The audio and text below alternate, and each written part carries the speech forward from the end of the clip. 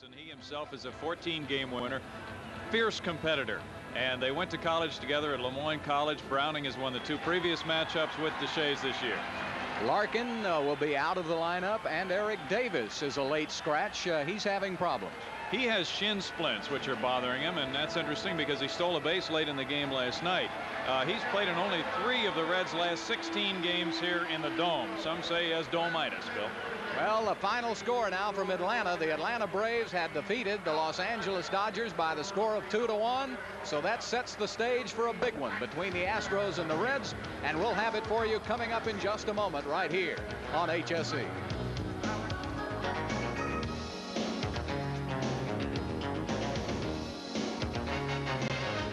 For the Houston Astros, Glenn Davis at first base, Bill Doran at second, Rafael Ramirez at shortstop, and Buddy Bell at third. In the outfield, Hatcher, Young, and Bass.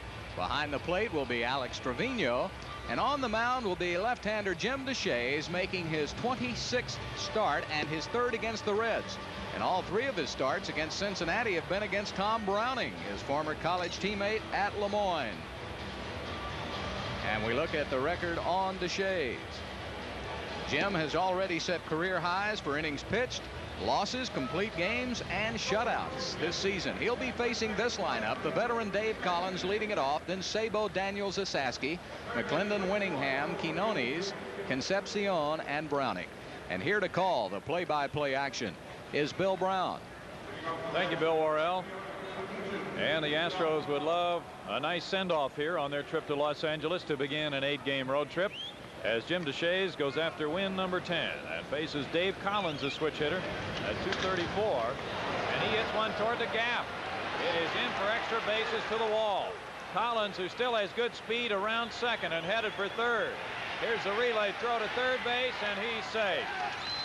A leadoff triple by Dave Collins.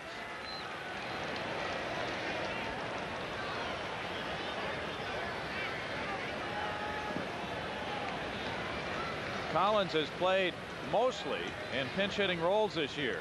Just 145 at-bats. That's his 2nd triple. Well, he didn't waste any time jumping on that first pitch by Deshaies, and he got into third easily.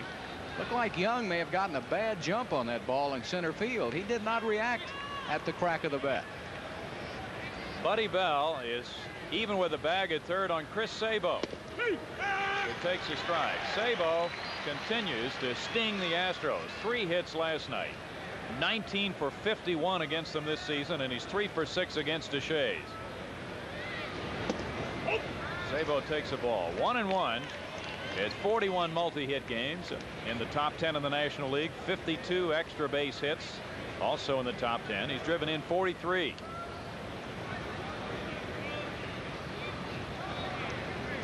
And Sabo, having gone to the All-Star game, a pretty good bet to continue his sensational year and be the National League's Rookie of the Year. He rips one deep to left. Hatcher is as far as he can go, and he caught it. Whoa, what a catch. Here's the tag, and Collins scores easily, but it could have done far more damage than that if not for the excellent glove work of Billy Hatcher. 1-0 Cincinnati.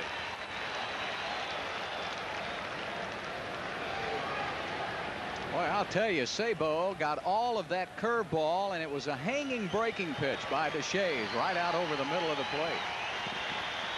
But you know, what this does at least stops a big inning. If this ball gets over Hatcher's head, goes off the wall, Sabo has an easy double, and the Reds are on their way to a big inning. So that's a huge play by Hatcher. It really can amount to something later on. We'll have to see if it does. Cal Daniels was sidelined last night. He takes ball 1. Daniels has hit well against the Astros, 13 hits and 32 at-bats, and against the league he's at 284, 14 homers. 2 balls and no strikes.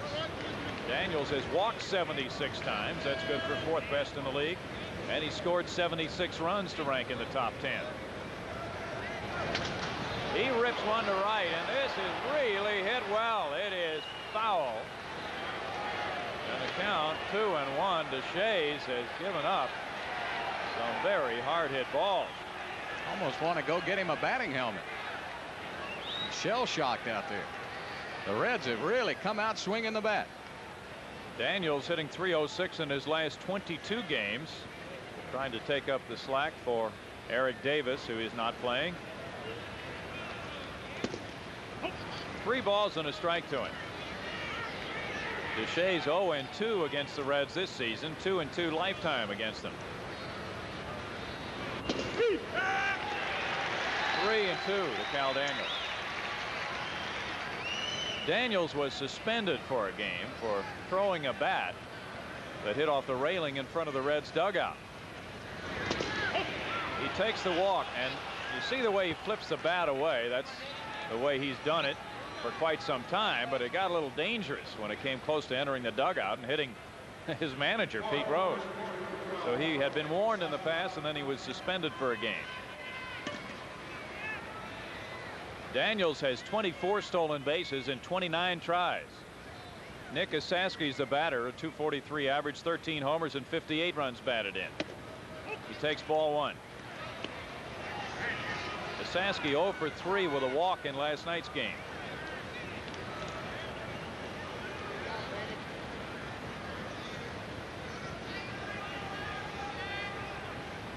The Reds have 80% stolen base success ratio. 2 balls and no strikes, and that's the top stolen base percentage figure in the National League. Deshaies 1-3 over his last 5 starts, despite an ERA of 1.75.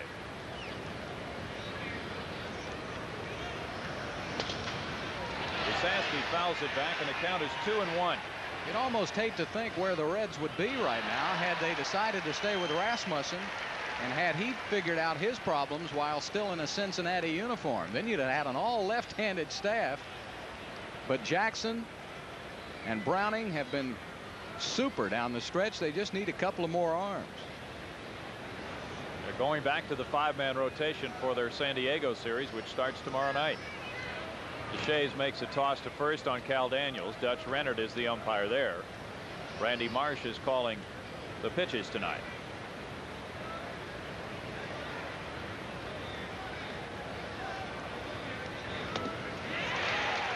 Two balls and 2 strikes to Nick Esaski, who always goes into Atlanta and unloads. That's his favorite ballpark. The Dome, though, will put the damper on a lot of hitters.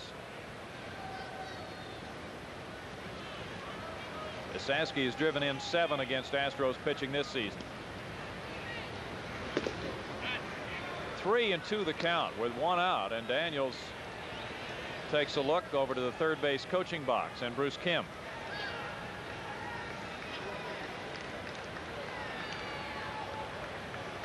The Reds have won 5 of their last 6.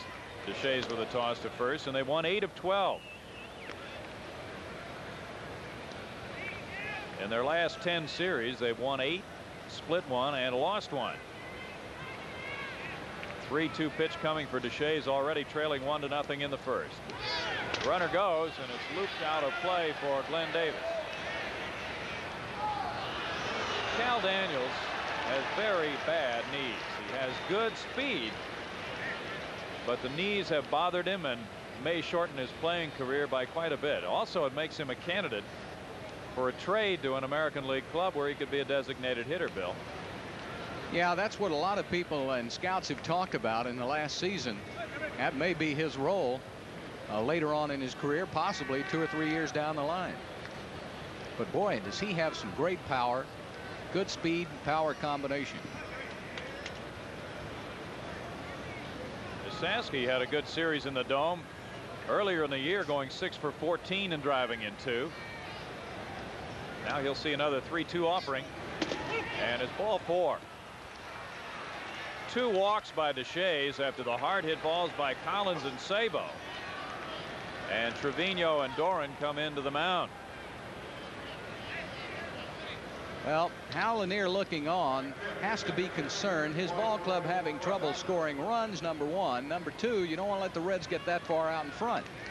Browning has been hot, so we're going to see action already early in the Astros bullpen. Danny Darwin is up.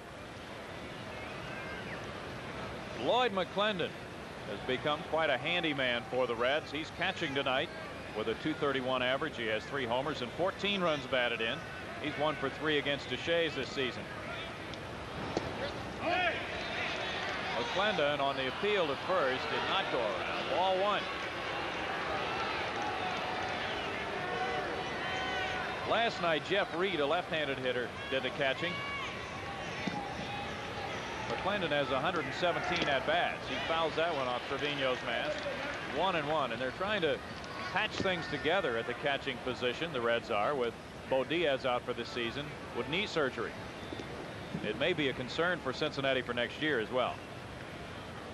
Diaz, of course, had a very solid season last year. Harry Wendelstedt umpired the plate last night, and he caught a lot of flack from Pete Rose after the game and during.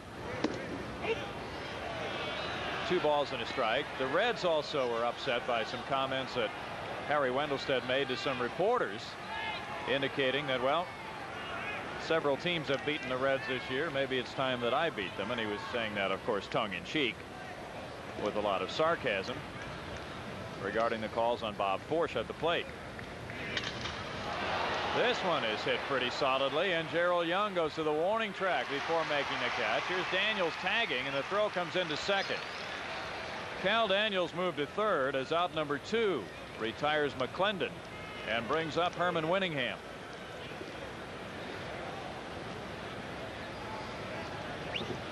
The Reds are teeing off. They really are. The 2 outs. Hatcher made a super catch against the wall, and that time Young going to the warning track. So Deshaies having trouble with the Reds here in the first inning. If he gets out with only 1 run, he has to feel very fortunate. Sure does. Winningham is hitting .327 in his last 12 starts. He lines one, base hit left field. Daniels trots in to score, and the Reds take a 2-0 lead.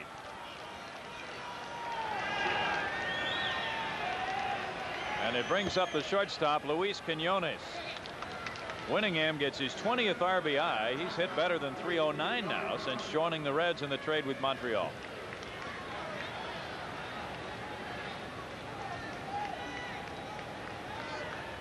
It's ironic that Davis, who hits left-handers so well, does not play, and Winningham, a left-handed hitter, delivers an RBI early in the game against the lefty Deshaies.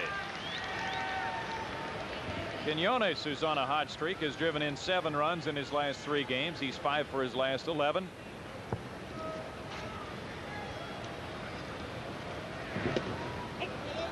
One ball and 1 strike to the switch hitting shortstop.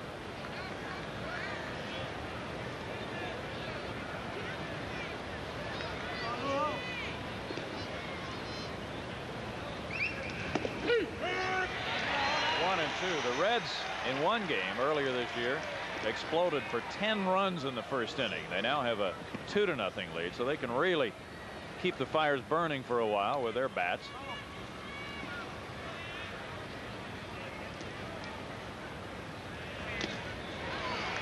One and 2 remains the count on Quinones, traded by the Chicago Cubs for Bill Landrum the day before the season opened.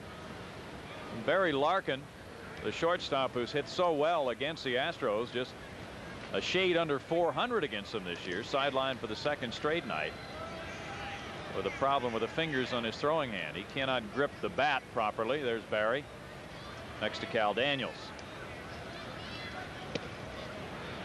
2 balls and 2 strikes. Boy, Deshaies has thrown a ton of pitches. And Eric Davis. Davis also sidelined. The Reds without 2 of their main offensive threats.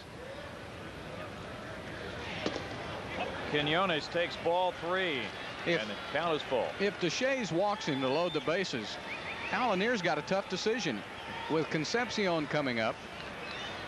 Pretty good right-handed hitter. He may have to come with Darwin here in the first inning. Runners go, and it's foul back. So on the 3-2 offering with 2 outs, they'll be on their way again. Hard work for Jim Deshaies tonight. He's done so well lately without very much offensive support. This is unusual for him to falter in the first inning. His ERA 3.01 as the game opened.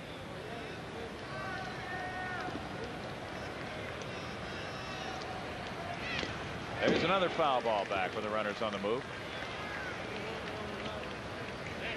Deshaies went to Messina High School, and Browning went to Franklin Academy. and then they both teamed up at Lemoyne College. Pretty tough pitching staff. Yeah, it was.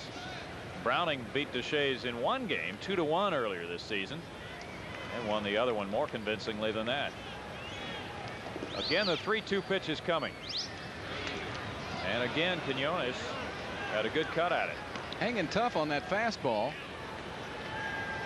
This leads me to believe that Deshaies really doesn't have his best stuff tonight. That's the fastball that usually gets him. Up high in the strike zone and rising out. The Reds are getting good swings at it tonight.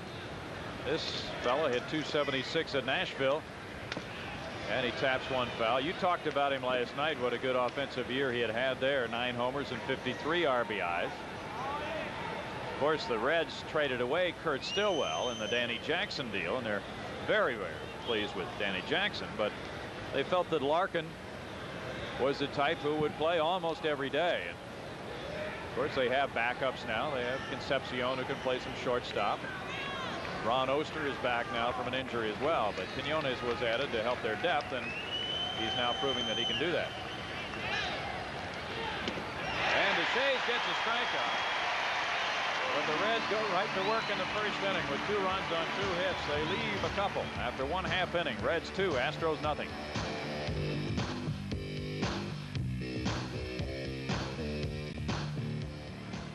Asaski will be at first base. Dave Concepcion at second. Luis Quinones at shortstop. Chris Sabo at third. Daniels, Winningham, and Collins in the outfield. Lloyd McClendon catching. And the left-hander Tom Browning will be on the mound for the Cincinnati Reds. Browning 14-5. He has won 6 of his last 7 games. And the team is 9-1 in the 10 games that Browning has pitched in. He's making his 4th start of the season against the Astros. He has a 7-7 career record against Houston. He'll be facing Gerald Young, Bill Doran, Bass, Davis Bell, Hatcher, Ramirez, Trevino, and Deshaies. And Browning does work quickly.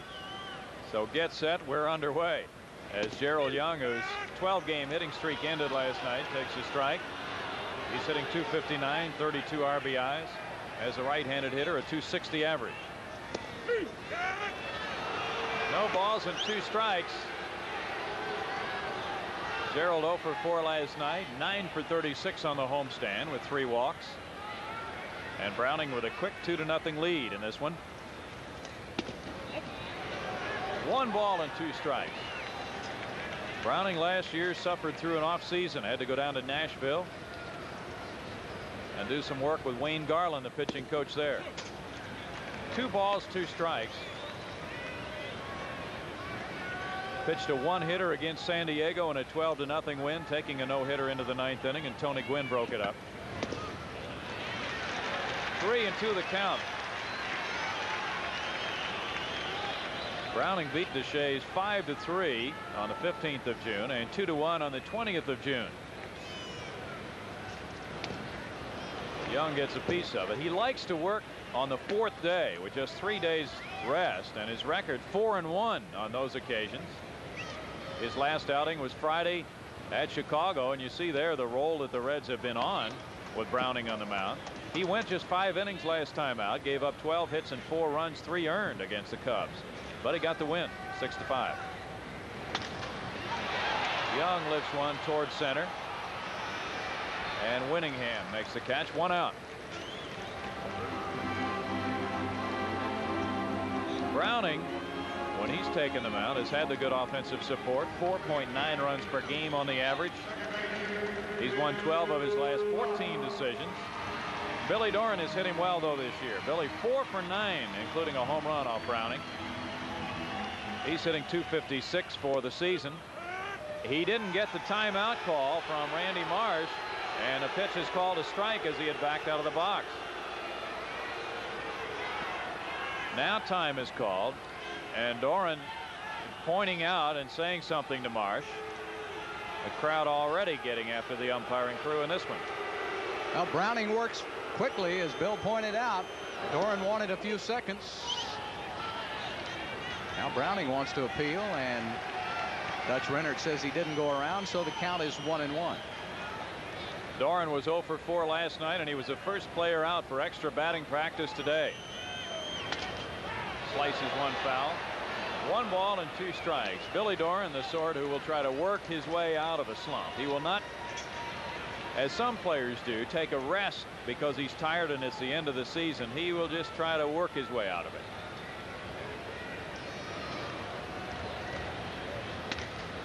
He loops one for the shortstop, and Quinones has it, 2 out. It brings up Kevin Bass, a .262 hitter. 13 homers, 65 RBI.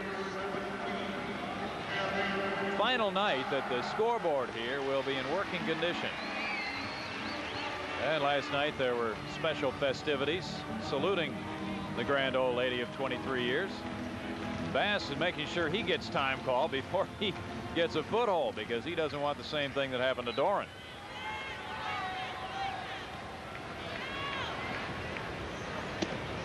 Ball 1 to Kevin Bass, who's hitting .342 as a right-handed hitter. I'll tell you, when you play behind a pitcher that takes as little time as Browning, the fielders appreciate that. They're always on their toes, they're alert, and they're ready to play. Sabo throws out Bass, and Browning enjoys a 1-2-3 first. After 1, Browning and the Reds lead the Astros 2-0.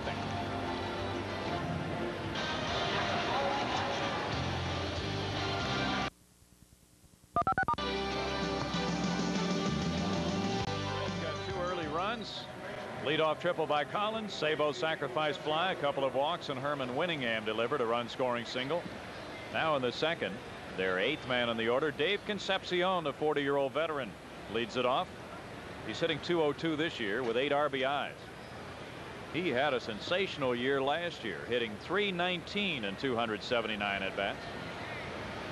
Ball 1 to the Reds captain. Concepcion in his 19th season in a Cincinnati uniform. Might be his last. Playing time has been cut in 2. 1 ball and 1 strike. Ron Oster is returned now. And earlier this year it was the platoon arrangement with Jeff Treadway and Concepcion at second. 2 balls and a strike. Concepcion is 2 for 7 against Deshaies this season. He hit .345 against left-handers last season. 2-2. It's like he got a little pop in that fastball between innings. Yeah. Jim picked up a few miles per hour in the dugout, it appears. Concepcion hit his 6th career grand slam off Joe Niekro in this ballpark. It goes foul for Bass, who can't get there in time. The count staying at 2-2. Also had a big moment against Julio Solano with his 2000th base hit.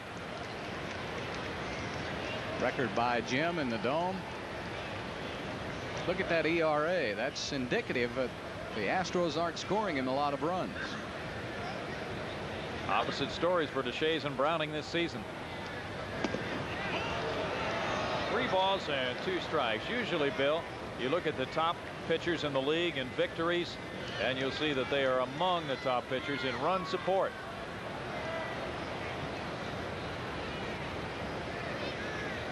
Browning is on deck. Concepcion draws the 3rd walk from Deshaies, and now Jim, who's still trying to find the formula for throwing strikes and getting the hitters out, opens the second with a walk. Well, you make it pretty easy strategy-wise for the Reds. They'll have Browning sacrificing. Deshaies already has thrown 41 pitches. Browning has 8 sacrifice bunts, a 138 average, 3 RBIs. Infielders charge at the corners, and he takes ball 1. Browning, also in a rarity for a pitcher, has stolen 3 bases. He is a fierce competitor.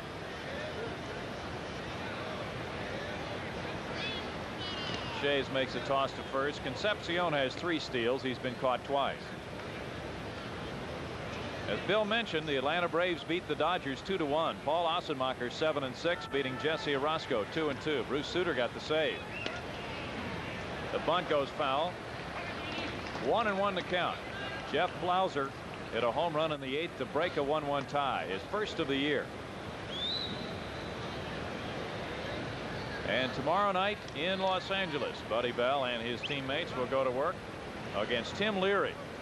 Mike Scott, 13-5, goes against the 15-game winner Leary. Then Thursday night it's Nolan Ryan against John Tudor. Buddy Bell has had some good games against his former teammates. Now he's in looking for another Browning bunt. And it's fouled. 1-2. It was interesting because it had been quite a while since these two clubs had met, and several of the Reds were asking about how Buddy's been doing, how's his feeling. Genuinely interested about how he has played over the last couple of months since they traded him to the Astros. Can't keep him out of the lineup. No, sir.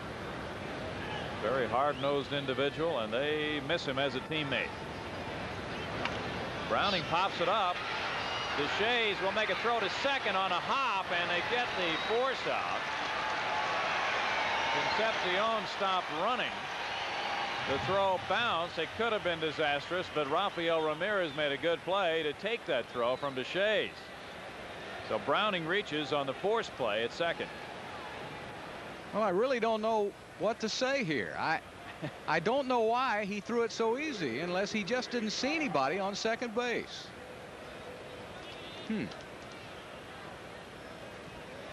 Maybe he did not want to risk throwing it too hard into center field, possibly. Looked like he rushed the throw because he thought maybe Concepcion would be going full speed, or maybe he thought he had run on the pitch. There was a strike to Collins. Well, then in that case he should have thrown to first. True.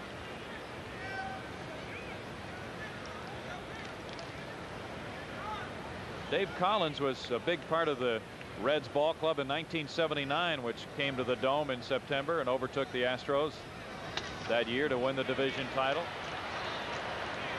No balls and 2 strikes. And now in a different phase of his career. He's a part-time player.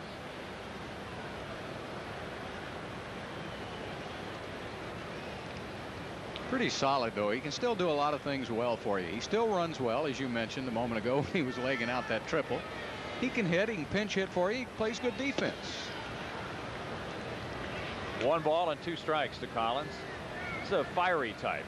Now, and back in 1979, that year of the pennant race, he was really on fire when he came in here, Bill. He's mellowed a little bit, perhaps, over the years. Got him a new contract, didn't it? Yep. 2 balls and 2 strikes to him. One of the few major leaguers to have been born in the state of South Dakota.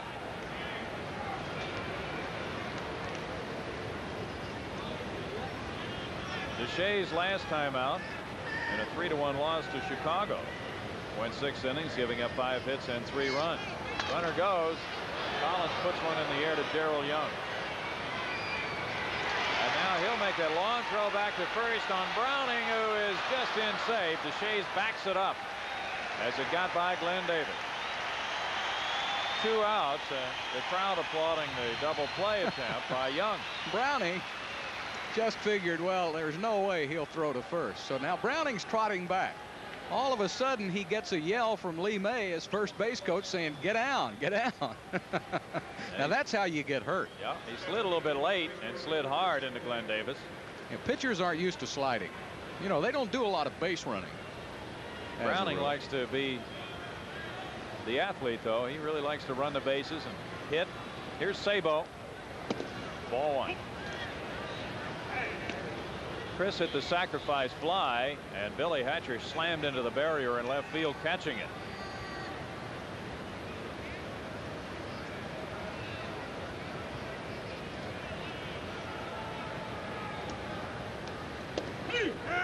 Ever since they gave this guy a day off a couple of weeks ago, he's been on a tear again. Gave him a couple of days off, didn't they? Yes, they did. They thought he was swinging at some bad pitches, but he's that type of a hitter. He can hit some pitches off the plate for base hits. We saw that last night. Yeah. 1-2 the count. And Sabo has been such a hard worker, coming up through the minor leagues to make it finally in a big way with the Reds. Has that hard work ethic. His father a plumber, his mother a waitress. They couldn't come to the All-Star game. They had to work. Runner going, and he fouls it out of play. Sabo received a 4-inch portion of one of his bats in the mail this year with a request for an autograph. Said last year at Nashville he was in a slump, so he took a hacksaw to all 7 of his bats, and he thought that one of the fans fished a part of one out of the garbage can and sent it to him.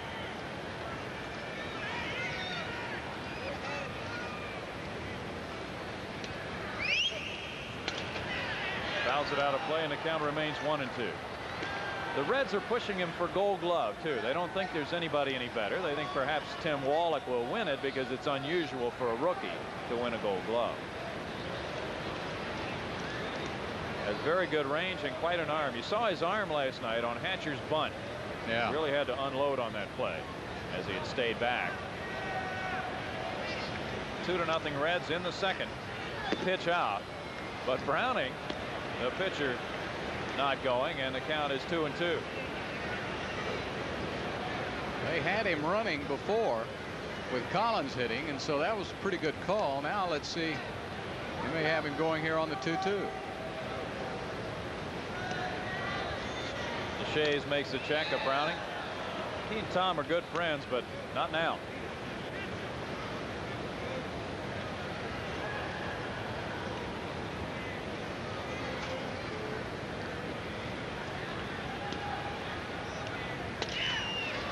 Young is coming in center and gets there to make the play. No runs, no hits, a man left, middle of the second. Deshaies has settled down, and the Reds lead the Astros 2-0.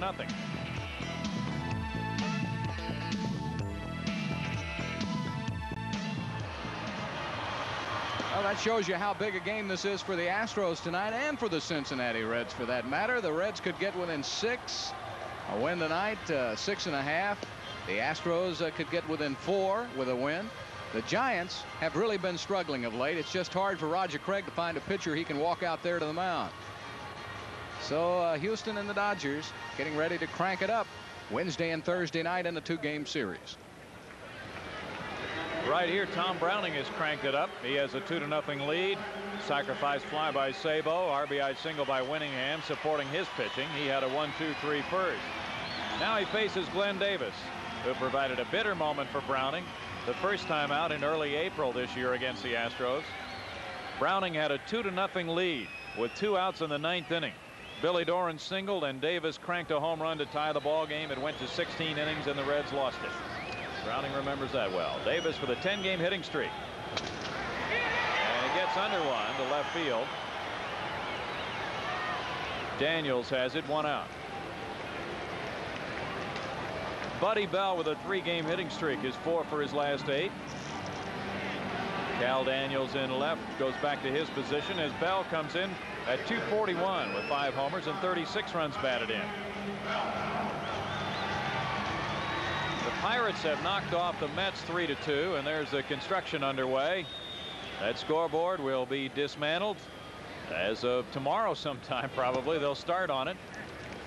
Ball 1 to Bell, and you saw the reinforced beams that are being put in as the seating will be extended all the way around on the upper decks. 2 balls and no strikes, and special measures are being put into effect to keep you up on other games around the majors while the scoreboard is not functioning. 3 balls and no strikes.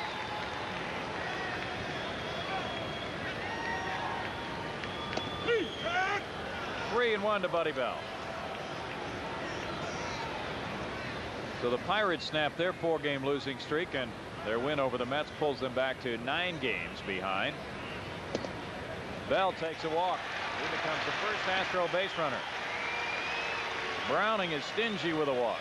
That's his 57th and his 202nd inning. Billy Hatcher with a 267 average has 4 homers, 43 RBIs. Made that excellent defensive play on Sabo's sacrifice fly. Hatcher is 0 for 10 against Browning this season.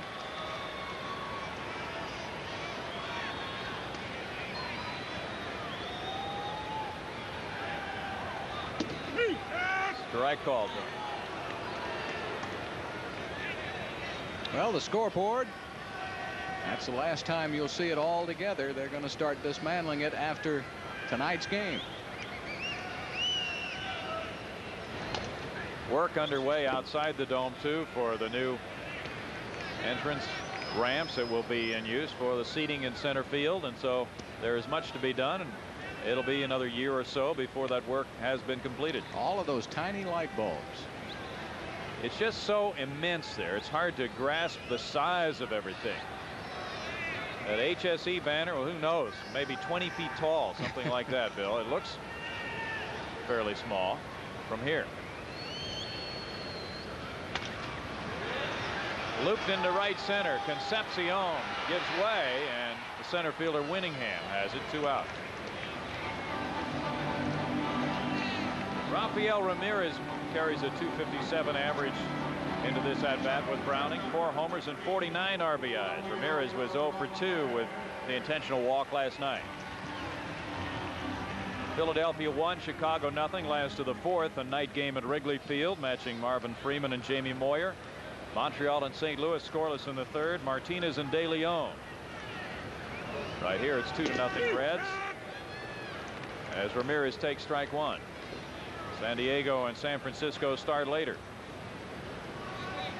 If the Padres win, they will move into a tie with the Giants for 4th place. 0-2 to Ramirez. One thing the Astros better do, they better go up there swinging. This guy's not throwing many pitches.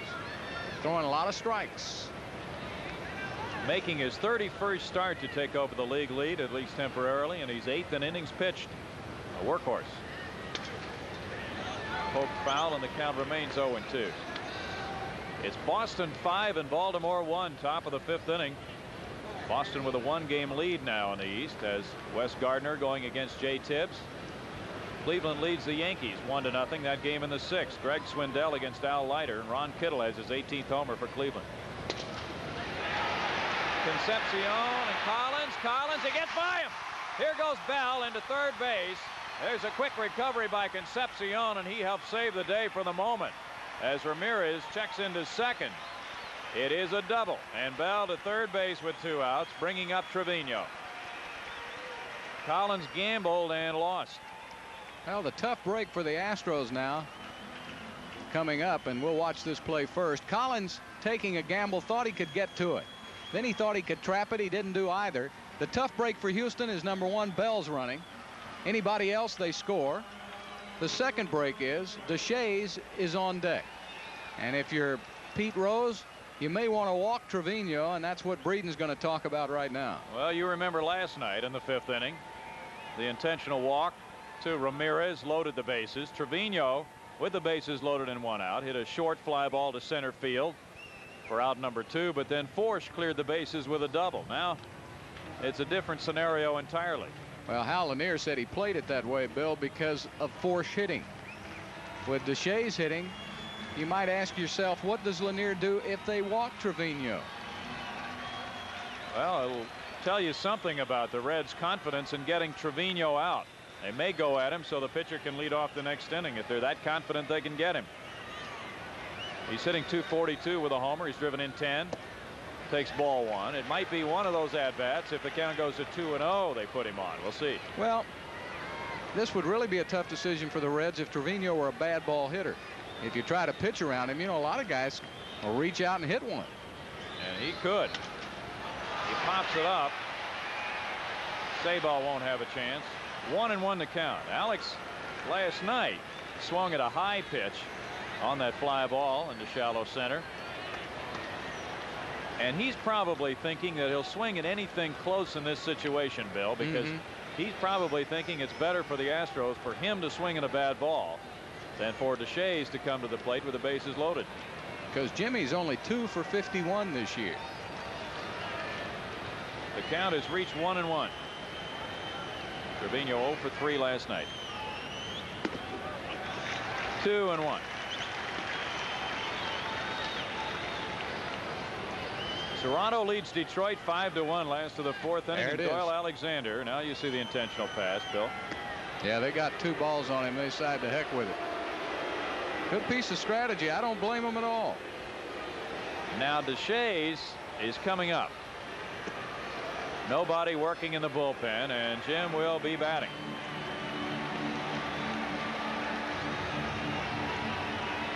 Interesting angle of that Detroit game. The Tigers have lost 5 in a row, and Doyle Alexander, Mr. September, has been knocked out in the 3rd inning by the Blue Jays. Jimmy Key on the mound for them. Pete Rose looks on. The bases are loaded, and Jim Deshaies hitting .039, and the Reds thinking it couldn't possibly happen 2 nights in a row that the pitcher gets a hit with the bases loaded. There's strike 1.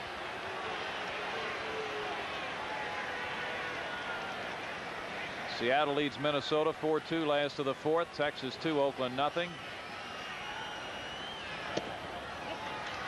1-1 the count on Deshaies. California and Kansas City no score in the 3rd. And right here it's 2-0 Reds. Last of the 2nd inning.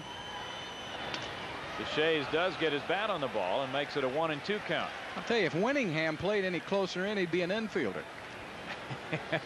If Deshaies were to get a hit, there is no way in the world Ramirez could score from second base. The outfield's in so shallow. That's about as close in as I've seen an outfield play in the Dome.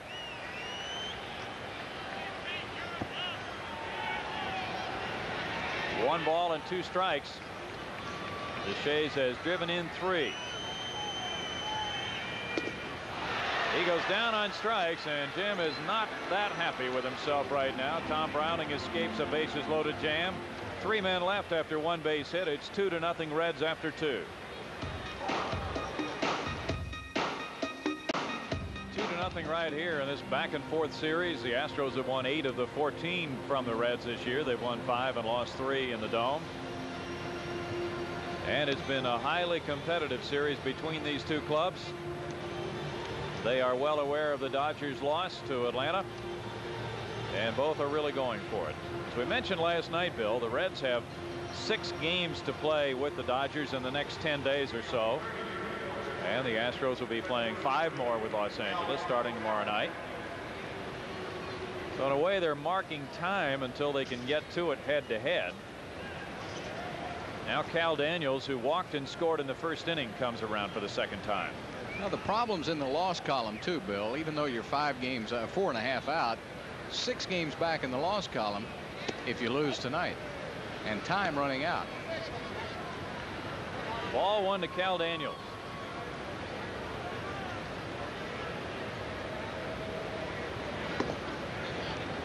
Two and 0. Daniels had quite a series in a 4-game series at Riverfront against the Astros this year. Went 8 for 14.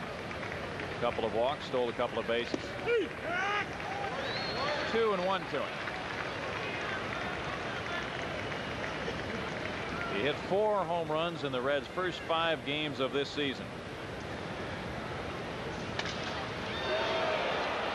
This one is well hit. Gerald Young is looking, and it is gone. A home run by Daniels. He is still running hard, but it went over the yellow line. And the line drive home run by Daniels gives him number 15 of the year. The Reds take a 3-0 lead. Now Hal Lanier is going to argue that because Wendelstadt made the call from 3rd base. The 2nd base umpire, Dana DeMuth, really didn't make a call, did he? Did he make a home run call? Daniels really ripped it. And the question being, did it clear the yellow line and bounce back? Let's take a look. Boy, I'll tell you one thing. If it didn't, it should have. This thing was just rocketed out of here. That ball never took a hump. Yeah, that's way over the line. There was a proper call.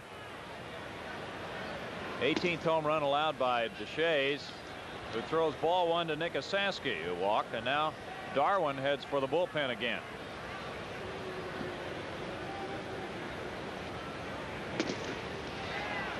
One ball and 1 strike. Saski's first 4 home runs came in a span of 6 games back in April. The Reds really have some young hitters who can get hot, but they seem to be the streaky sort. 1 ball and 2 strikes. That can be offset sometimes if you have a number of streaky ball players in your lineup. 1 and 2. Now they're trying to figure for next year, what kind of ball players do you have? Eric Davis is going to wind up with another solid season, but Daniels really hasn't improved much since last year. And what do you have with Deshaies? They're trying to calibrate all those things now as they plan for 89. 2 balls and 2 strikes to Deshaies, with the Reds leading 3-0. 3 and 2. Jim really struggling tonight. Yeah, he seemed to overthrow that last one.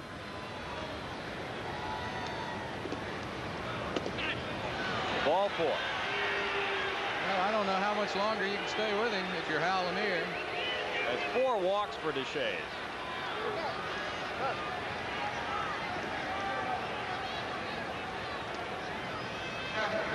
He has only walked 6 men total in his last 4 starts.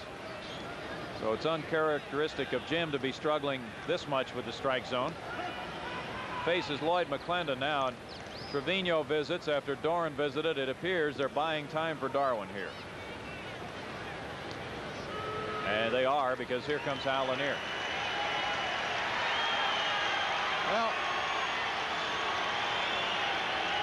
you know that he's got to be burning inside, because he had a decision to make in the last inning. Had he known this was going to happen, of course, he would have pinch hit for Deshaies in the last inning. A lot of people at home probably wondering why he didn't. Well, it seems to be easy to make that conclusion now, Bill. However, Deshaies, after walking Concepcion to open the second, had retired the next 3 men. So evidently the Astros felt that he was going to settle down for a few more innings, and certainly they do have a larger pitching staff right now, but why not give Deshaies a chance to get himself on track? And that's what they did. It seemed to be solid logic, but Cal Daniels burned them, and then Deshaies drew the walk. So Danny Darwin comes in, and Deshaies leaving after only 2 innings of work, giving up 3 hits and 3 runs so far. Darwin 6 and 11, 3 saves, and a 4.25 ERA. Well, I'll tell you what, Deshaies has been so brilliant in his last few starts. I guess he was due one where he was a little off. It's by far his shortest outing of the season, the 2 innings. His previous shortest was 5. That coming way back on June the 10th against Atlanta, when he gave up 7 hits and 3 runs. Deshaies had gone 6 or more innings 21 times in 25 starts. Yeah. He's had a quality year. I think the thing that Jim has to really be proud of, Bill, is the fact that he has pitched past 170 innings before the season's over. He could be close to 200, and coming off of that delicate arm surgery he had last offseason, that's a big plus for the Astros, because he's going to be a fine pitcher for years to come. Yes, sir. Meanwhile, a tight race, and it's Danny Darwin's turn to take the mound. He worked just 2 days ago on Sunday against the St. Louis Cardinals.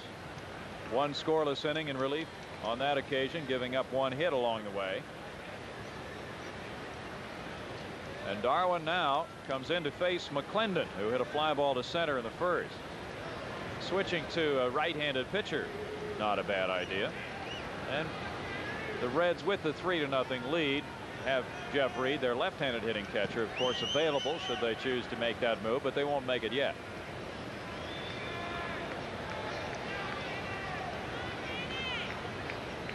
Darwin makes a toss to first on Deshaies.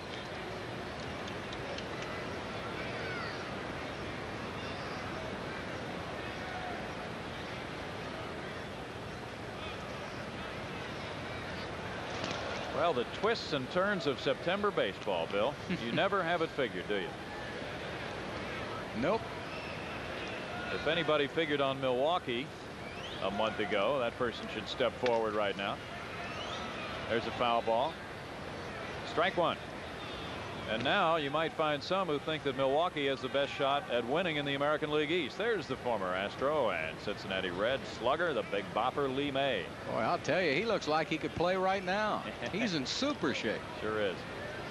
Boy, could he crush one? Oh, you talk about some talented hitters on a coaching staff with Lee May and Tony Perez on this Red staff, and of course their manager Pete Rose. And Tommy Helms wasn't a bad little hitter. Nope.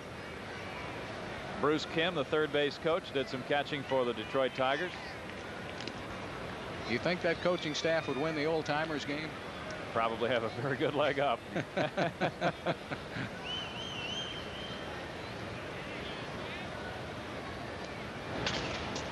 Broken bat, tough play for Bell. He makes a throw to first base. It's not in time. It gets by Glenn Davis. Now Osaski will break for third base. And Lloyd McClendon, who had jammed, just got a little squibber off the broken bat to third, which proved to be a lot of trouble for the Astros. It's ruled a single, and then the error is given to Bell, his 12th of the year. Tough play to make. I think if Glenn Davis had this to do over again, he'd come off the bag. I think the first baseman here, instead of stretching, has to block the ball. The important thing is to keep that runner at second base. Don't let him go to third. Since he knew he wasn't going to be able to get the out, jump up and catch that ball. Things coming unraveled a little bit for the Astros, trailing 3-0. Darwin faces Winningham, who lined a single to left center in the first to drive in a run. Cheryl Young in center field. Osaski's waiting to tag at third. Young makes the catch, and Osaski will hold. The throw drifts well up the line. There's the runner moving to second base. So Lloyd McClendon moves over on out number one, and with one out in the third inning, the Reds leading the Astros 3-0. Here's a word from Eastern. Travel arranged through Eastern Airlines, serving Houston's business travelers with non-stop service to Atlanta from convenient Hobby Airport. Eastern, we've got your ticket to the heart of the South. 3-0 Reds, and they got the chance for McClendon to move up to second base on Young's throw to the plate. Missed the cutoff man. I'll tell you, that you may hear me bring that up quite a bit, but that's one of my pet peeves. Is I think you've got to hit the cutoff man. That's what you got him there for. Had that ball been down a little bit, no way McClendon would have taken a chance to go to second. Now you've got another run in scoring position. Concepcion will be coming to the plate as the bases will be filled with Quinones taking this intentional walk. One out. Well, Osaski did what he was supposed to do. He drew a throw from Gerald Young. He really had no intention of trying to score on the play, and when the throw drifted in high and up the third base line, McClendon alertly moved to second base. So yeah, that's good base running. Yes, it is. Hal Lanier has seen better starts to ball games than this one. Osaski at third, behind him McClendon, and now Quinones. Concepcion with 8 RBIs this season, drew a walk in the second.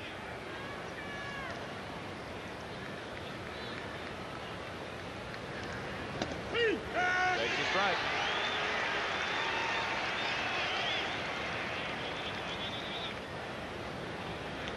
The Reds have certainly benefited from 5 walks. That one intentional by the Astros.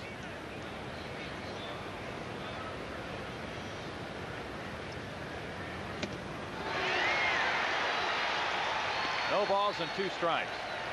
Darwin started a game here against the Reds and beat them back on the 14th of April. 9-3. Lost a game in Cincinnati 7-1. Also as a starter. Concepcion over the years has been a fearsome RBI man. Oh, there's strike 3 call, and Darwin now will face Browning with 2 outs and a chance to get out of this bases loaded jam. Good pitch by Darwin. He started his fastball over the outside part of the plate. Watch it come back in. Concepcion standing so far away from the plate, he really had no swing on it. Danny also had a bases loaded situation facing him in the 6th inning of Sunday's game, but a run scored on a pass ball. He pitched well in that situation, though. Browning bunted into the force play his first time up. Tom has 3 RBIs. Bell plays a step in front of the bag at third. Glenn Davis playing back at first base. Browning, though, with decent speed. Taking ball 1.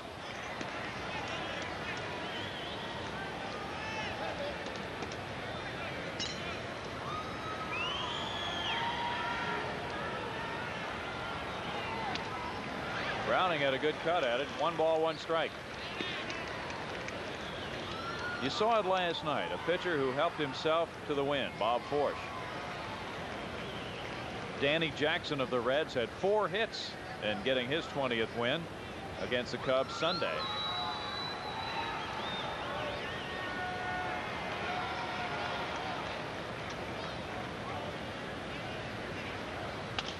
Browning loops one for Hatcher in left, and Billy gets there for the catch to retire the side. Darwin leaves the bases loaded. The Reds get another run on 2 hits. 3 left. They lead 3-0 in the middle of the third.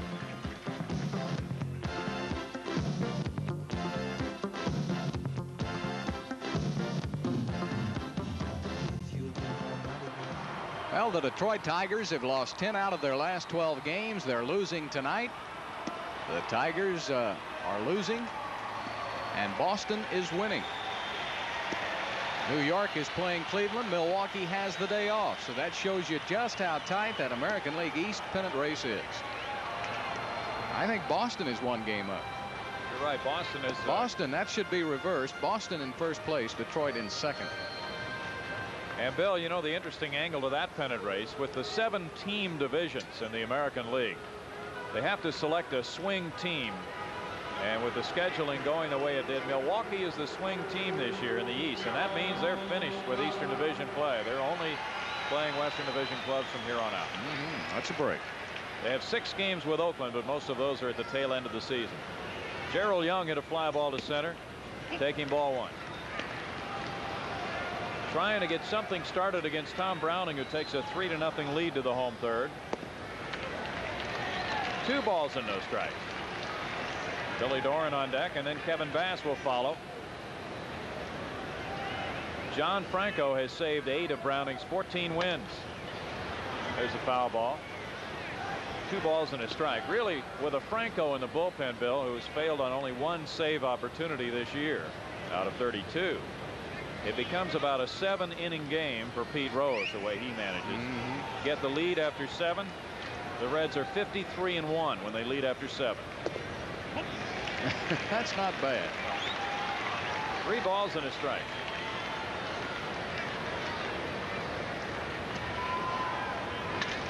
Young drops one in for a base hit. Winningham didn't appear to get a good jump on that ball, and Gerald Young is back on a hitting tear again. His manager hopes. He had a 12-game streak which came to an end last night.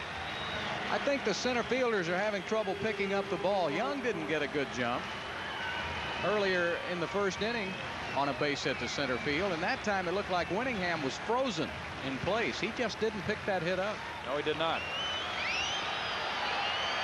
Billy Doran popped out to short. Browning checks Young. Gerald second in the league with 59 steals, and he's only 2 away from the club record of 61 set by Cesar Cedeno.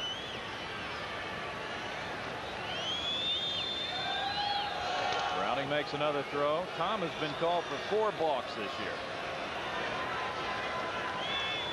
A lot of home runs and balks, huh? He's given up 30 long balls. Oh, that's incredible statistic, isn't it? Yep. Well, part of that, Bill, as you mentioned earlier, is because he challenges hitters. He really does not like to walk people. 1-0 is the count now as McClendon goes out to talk it over. Browning had to do a lot of soul searching last year. Was able to come out firing this season. 1985, he was the Sporting News National League Rookie Pitcher of the Year, first rookie to win 20 since Bob Grimm of the Yankees in '54. So he'd had that early success, but then he was slipping the last couple of years. 2 balls, no strikes, and with Browning and Danny Jackson, the Reds have had 2 big winners this year. Yeah, a lot of the players and some of the coaches will tell you that Jackson's hard-nosed attitude and the way he plays is rubbed off on Browning a little bit, that they pal around a lot together off the field, and that Browning's picked up a lot of Jackson's characteristics. Doran hits it foul. 2 balls and a strike. We've seen that work ethic here in this brief series. Jackson, who pitched Sunday, came in early before the game yesterday and hit the weights. He was running. He hates to come out of a game. He finished that 17-0 shutout, leading the league in innings and shutouts and complete games, and maybe that has carried over to Tom. Doran pops it back out of play. Young was running on the pitch, and it's 2-2 the count. Gerald has been caught stealing in 4 of his last 5 attempts. The Astros are 3rd in the league in stolen bases. Cincinnati standing 2nd. 180 for the Astros as they try to get their club record, and they're on a pace to do that. Doran hits one to Sabo. Sabo and out at second, but the throw from Concepcion goes out into right field. Gerald Young went in hard. Concepcion was backing away from the bag. It was almost a questionable call whether he was out or not at second. But then the throw, as Concepcion decided against the relay, dribbled away from it. All right, the key here is, does Concepcion drop the ball as he's throwing it? Yeah, he already had it. Yeah, there it is. So that's an out on Young. And Doran stays at first. It was interesting to watch Davies' footwork. He was intent upon getting out of the way. He knew Young was bearing down on it. Here's Bass now, grounded out to third, taking a strike. But Davey was in the neighborhood, right? Yes, he was in the neighborhood. Bass, who really did not perform well at all against St. Louis this season, on the other hand, has done quite well against Cincinnati. He's a .306 lifetime hitter against the Reds.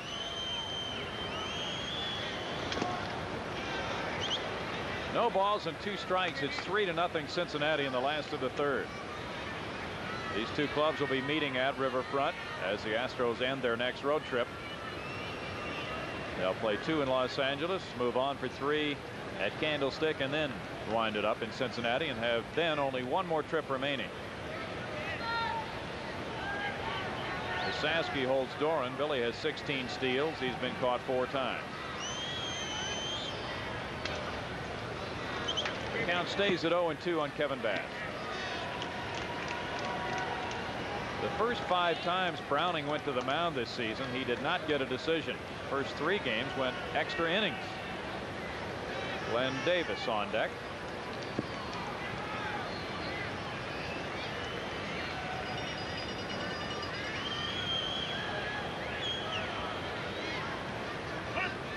Time is called by Bass.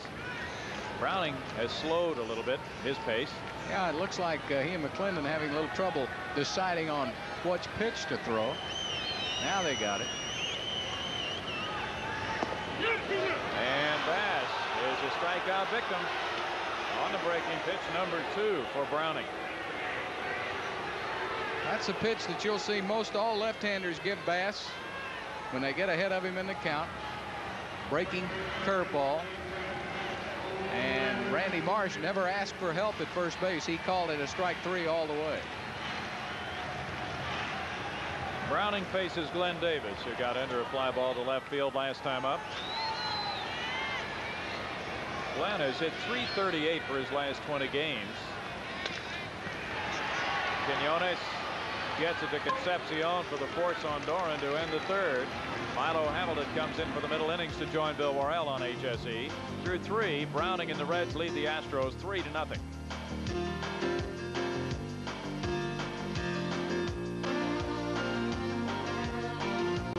of the order for the Reds here in the 4th. Davy Collins to lead it off against Danny Darwin, and here to call the action is Milo Hamilton. All right, Bill Worrell, as Collins, who started the game with a triple and started the early downfall of Deshaies, he flied to center in the 2nd, so he's 1 for 2. 1 ball and no strikes to Collins. Sabo on deck. Reds 3-4-0 in the total board. Astros 0-2-1. 2 balls and no strikes as Danny Darwin works in relief, and he warmed up in the first inning.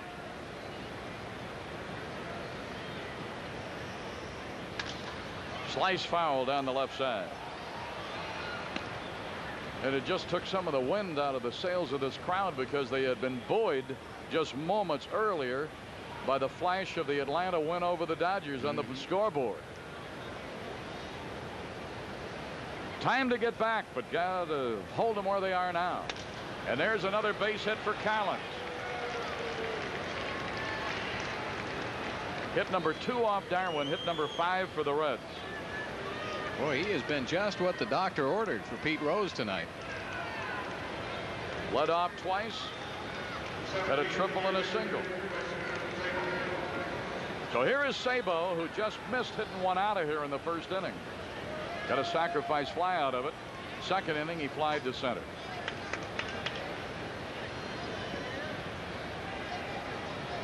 Collins at first. Throw over. Got to watch him. He can still run.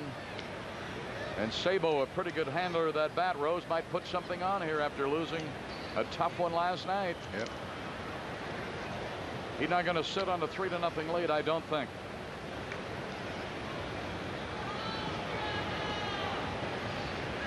Collins with his lead. Darwin checks over the shoulder.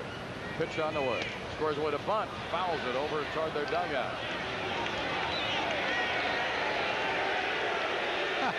Crowd on Pete a little bit because he reached out to grab it and dropped it. Because you play the way you practice, and I haven't been practicing much lately. They forget the play he made in the World Series when, what was it, Booney dropped the foul pop on the edge of the dugout and he caught it. Right? Yeah, he was right there. When it mattered, he caught it, right? Still working on Collins. He's there with a leadoff single. Sabo will be followed by Daniels.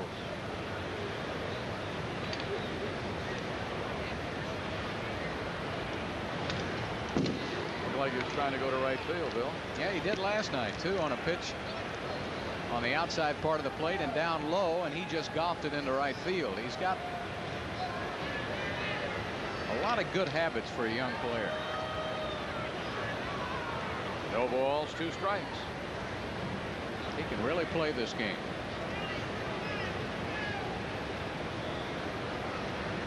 Collins with his lead. Canny pushes him back. Pittsburgh had to hang on, but they beat the Mets 3-2. But the Mets still have a big 9-game lead. Collins, one of those players you like to have around, too. Play all the outfield spots. He can play first base. Pinch hit, pinch run. Right to Davis. Go to short. Fire it back. Not a double play. It wasn't really a double play ball. That is the hardest double play to make. But Davis made a pretty good throw to Ramirez, but he couldn't get the ball. It seemed like he couldn't get it out of his glove in enough time, and so that gave Sabo, with good speed, time to beat it out to first. But the first baseman has to make the throw, and then he has to backpedal to the bag. And Ramirez was a little tardy with that throw. Now here is Daniels. Daniels plays against us. He must get up in the morning and put 8 hate berries on his Wheaties. Oh, he really hits us, doesn't he? The ball he hit to left center was a shot. It never had a hump in it, did it? Well, he's walked tonight and scored. Hit an opposite field home run. He's got 4 homers and 10 RBIs against the Astros. Running, going, throw down will be safe. Got in there ahead of the tag.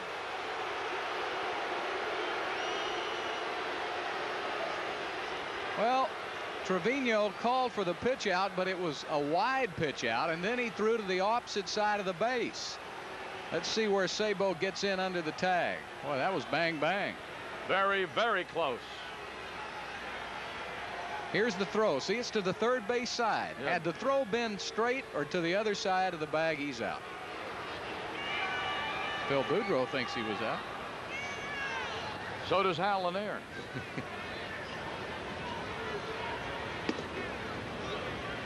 Two balls and no strikes. You know, sometimes you can call for a pitch out, but if the pitcher makes a bad pitch out, that hurts the catcher just as much as if the ball were right over the plate. Because then it's tough for him to adjust. Yeah, got to adjust on the run. Doran will charge the big bouncer. You get Daniels on the play. Sabo moves over to third, 2 away in the inning, and it'll bring up Isaski.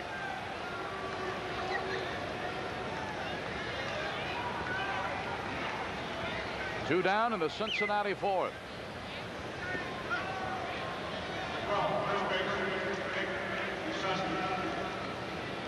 Isaski been up twice, walked twice. Sabo third, 2 down.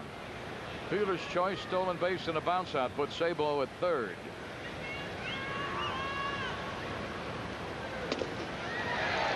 You're going to throw it up there to this guy, boy. You better have something on it. Well, he did. He humped up and threw that one. That's as fast as Darwin can throw one. Strike one count. Throw back, got him in a hole 0-2.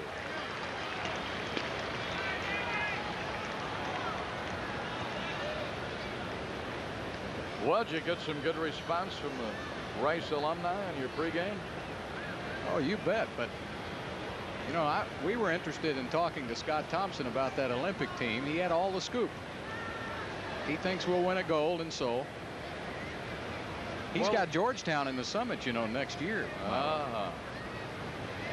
0-2. 1 ball and 2 strikes to Nick Isaski with McClendon on deck. Scott has a good plan. He's going to take a couple of games each season to the Summit for Rice basketball fans with the Georgetowns and teams of that caliber. And that's going to be really good for basketball fans. Fouled up above us.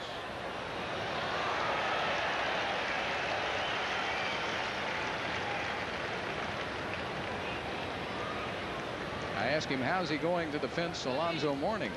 Say, worry about that next year. 1 ball and 2 strikes. You noticed he hung around for the ball game, don't you? Oh, well, you know, you old Hawkeyes have to stick together, don't you? Especially after last Saturday night in Hawaii, we got to stick together. 1 ball, 2 strikes. Up high, and it's 2-2. Inning started with a hit by Collins. Sabo forced him. There are now 2 away, and the on-deck hitter is McClendon. First time we've seen him catch this year. He's played some outfield against us. 2-2 with 2 down, runner third base. Got him. Side retired. Second one. Third against the Reds in the game.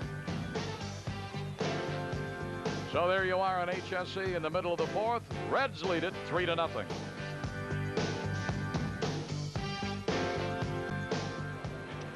Reds scored early and put Browning out there with a lead immediately.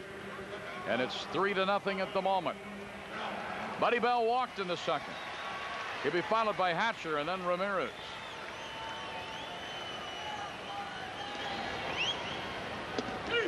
A strike to Buddy Bell. And we've got our bullpen working again. Andahar is loosening. We leave right after the game. Head-on collision with the Dodgers tomorrow night. Shortstop will charge.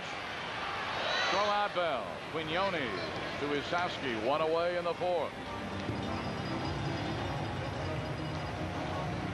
Billy Hatcher will be stepping in. Well, Hal Lanier and Tommy Lasorda have their ducks in a row for the 2-game series, don't they, Bill? Tim Leary going against Mike Scott. And then, boy, that second matchup, Ryan and Tudor. Right field, going to be playable. Collins backs up and gets it. Hatcher's out, 2 away. And 2 outs in a hurry here. And Ryan and Tudor. Of course, you really need your stopper, Mike Scott, tomorrow night. He needs to put a stop on the Dodgers, and then maybe Nolan can come through the next night. Big Ron Robinson has been troubled by arm miseries. All the Robinsons all of a sudden. Yeah. I know Sparky would like to have the other one in Detroit right now. Ramirez got a pop fly double in the second inning. The Astros loaded the bases, but the problem was Deshaies was the batter. And Browning took care of him with a K. Pop, and that'll be an easy inning. Shortstop Quinones. Poor Darwin didn't even get a chance to get a breath. So we're going to go to the fifth. Still 3-0. HSE Reds in front.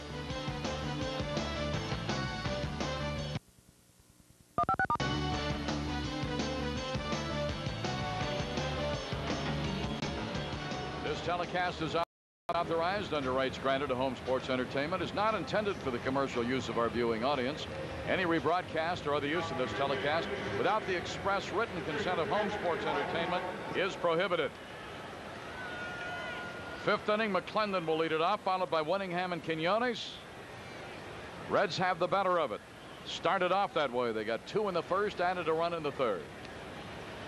Darwin's last inning here, Bill. He's due up second in the inning, so he doesn't need to hold anything back. No, and he's done the job. He came in and did what Hal Lanier wanted him to do, and that's hold the Reds right where they are and hope you can get something off Browning, and they just haven't been able to. Boy, this is a big, strong. Oh, when he takes batting practice, McClendon just rattles the fences. 0-1. Broken bat pop, and Rafael drift back, 1 down.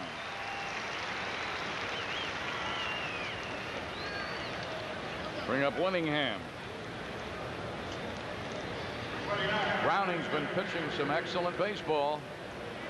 Won 6 of his 7 last decisions. You know, a couple years ago looked like he was going to be one of the big stars, and he had problems. Now he's coming back again.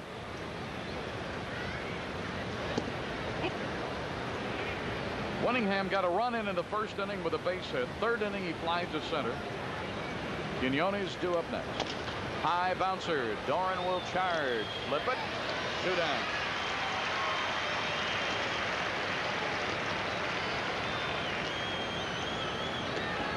Luis Quinones with a strikeout and an intentional walk will step to the plate here. Nobody on in front of him and 2 down. Astros have been out hit 5-2, outscored 3-2. Boy, it's frustrating to look up and know that those Dodgers have lost and not able to do anything with Browning.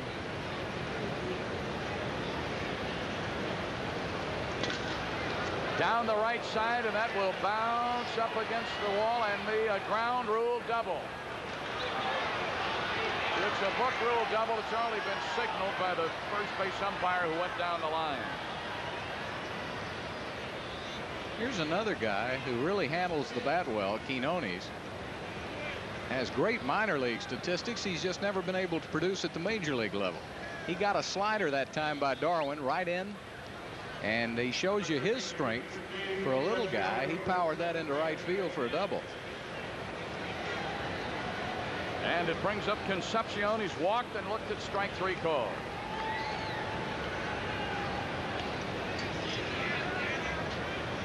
Darwin would like to get him again so that whoever replaces him on the mound can start off with the pitcher the next time the Reds get up.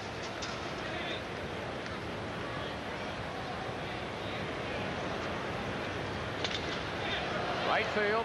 Bass should be there, and he is. He had him played perfectly. He is an off-field hitter. They had Bass shallowed up and over near the line. He hit it right to him. No runs and a hit, no errors, and a man left. Middle of the 5th, halfway through this one. Darwin pitched 3 scoreless innings, kept the Reds where they were, and now here we go to the bottom of the 5th in HSE, 3-0 Cincy.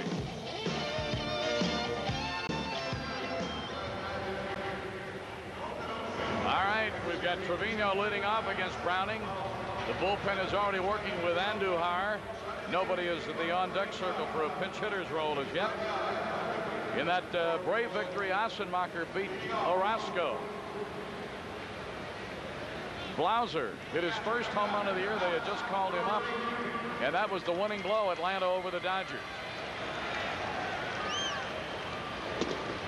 Ball 1 to Trevino, who got an intentional pass the first time up.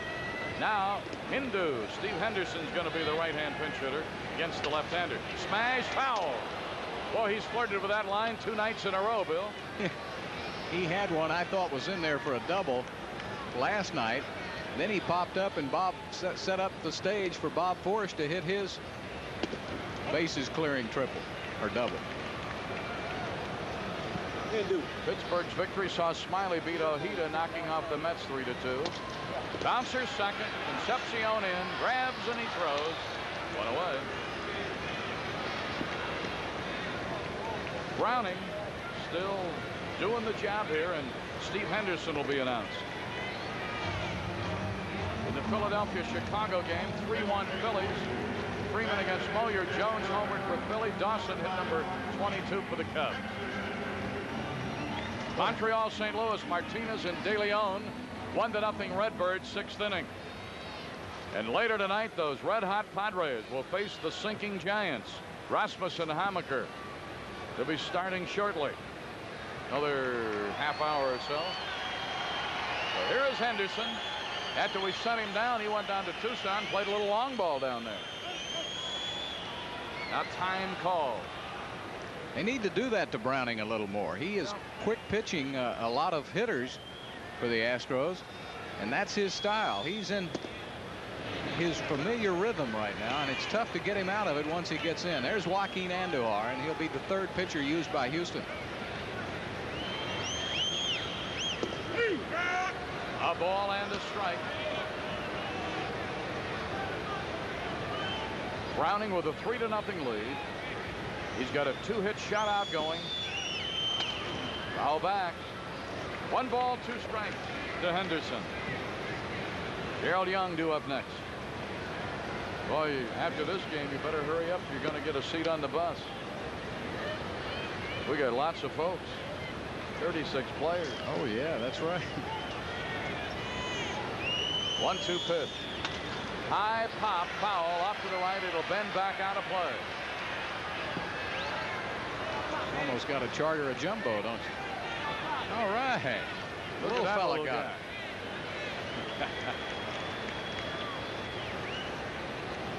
1 ball and 2 strikes.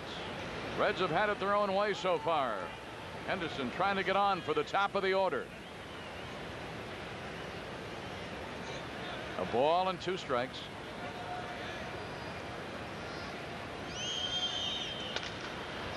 Bends down the right side up above the bullpen area, and it'll stay up there. Foul. Still 1-2. Early in the year, when we had some outfield injuries and we went to Cincinnati early, Henderson started several games in a row.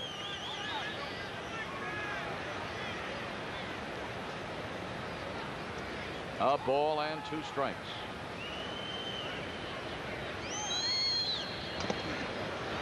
Taking some reps and just send one the right direction, a tweener or something. Only threat we had was in the 2nd. Then Deshaies batted with the bases loaded and ended up striking out. 1 ball, 2 strikes.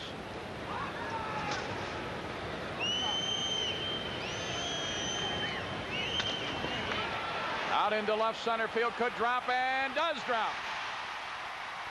You know, Henderson fought that ball off. I bet you Browning would tell you that was a good pitch. Oh, I know it was a good pitch, Milo. He got it on the inside part of the plate, right in on the hands. And to show you how strong Henderson is, this ball is curving away from Daniels. That's a normal hit ball. Daniels might be able to get over and make a play on it. Boy, you've got to be strong to fight that pitch off. Here's Gerald Young. The crowd anxious for some action here. They know how important it is with a Dodger loss in Atlanta. Bouncer toward 3rd. He'll go to 2nd. 1. They fire it on to 1st, and they get the double play. Man, oh man. Round of horns. Sabo, Concepcion, Osowski. Reds get their 120th double play of the year. No runs, a hit, no errors, double play, and nobody left. We played 5 on HSE, and Browning still has his 3-0 lead. All right, Andujar has come on. Danny Darwin did his job. 3 scoreless innings.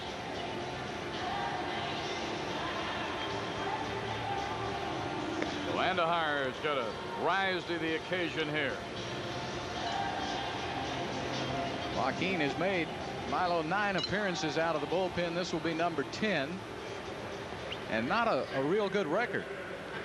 0-2 with a 6.13 ERA. And his longest outing came against the Cincinnati ball club, but that was back early in the season when he went 5 1/3 innings. So here's Browning, 0 for 2 with his bat tonight. 1 ball and no strike. Collins will be next, then Sabo. Cleveland beat the Yankees 1-0. Greg Swindell. That's his 15th win, and Ron Kittle's 18th homer won it. So Kittle found a home at Cleveland, didn't he? Yeah.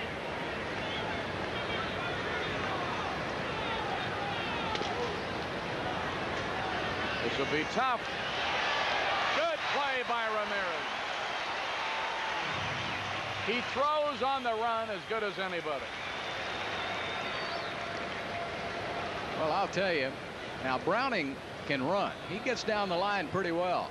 Ramirez knows this, comes across the bag, and by the time he throws it, he's over on the second base side. He has really improved as a fielder. And an outstanding year at shortstop. So Rafael Ramirez takes care of the leadoff batter. Now you go to the top with Collins. Triple fly out single. Scored a run in the first inning after he started the game with a gapping triple in right center. He won't throw him out because this guy can still fly. It's his 3rd hit. Boy, Rose he has come out smelling like a rose starting this guy tonight. He really has. Of course, he's a big fan of Dave Collins. Of course, Collins played back on some of those great teams at Cincinnati before they got him back. And Collins, with that speed that you talked about, made Ramirez try to rush it, and there was no way. Even if he doesn't bobble it, he never throws him out, or he had to go get that ball. Works on the runner, doesn't get him. Sabo, the batter, he's driven in a run with a sacrifice fly. Boy, had you hold your breath on the sacrifice fly when he hit it, because it looked like it was going to clear the barrier. Hatcher made a heck of a play.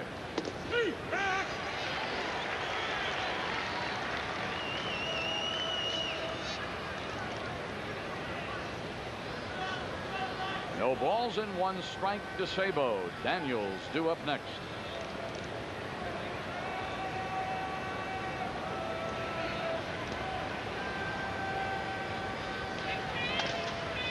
That could be a 2 if you flip and go for it. And there it is. Double play.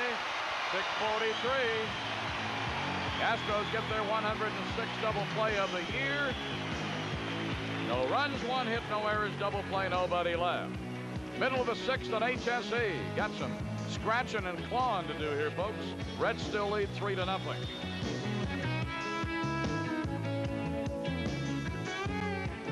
Bottom of the 6th coming. Milo Hamilton along with Bill Worrell and the HSE crew headed up by Mike Anastasio. And Doran 0 for 2. Looks at ball 1. Well, I hope our old buddy and great baseball fan down in the St. Petersburg area watching on the sunshine leg of HSE tonight as Doran is out and a tapper to the mound. Gene Slott. See him, used to see him in LA a lot. He's gone back to Florida. Baseball is his first sports love, no doubt about it. I bet you he's enjoying that sunshine baseball, Bill. Oh, yeah.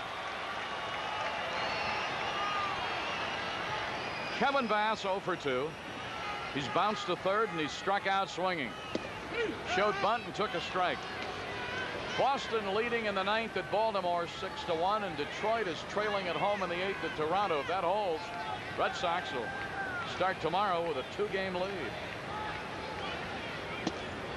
Oh boy. On the appeal, Dutch Rennert says he didn't swing.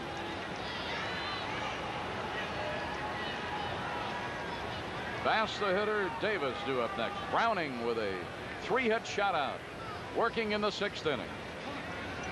Now time call, and Bass made him change his formula, didn't he? Yeah, he likes to work fast, and Bass backed out on him.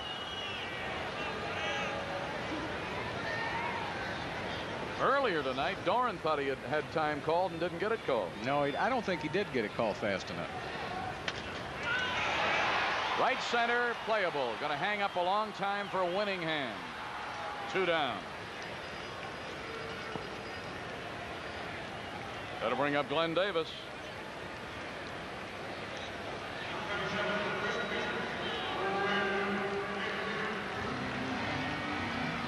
Texas trying to slow down Oakland after getting spanked last night. Rangers leading 3-1 in the 6th inning. Charlie Huff has that lead. Boy, Cincinnati pitching has been impressive the last 2 games. You take Bob Forsch's hit out of there. Cincinnati's throwing a lot of zeros at the Astros the last 2 nights.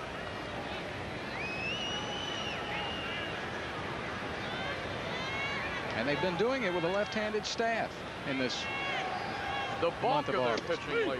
What is that ratio? 16 of the last 19 games have been pitched by left-handers.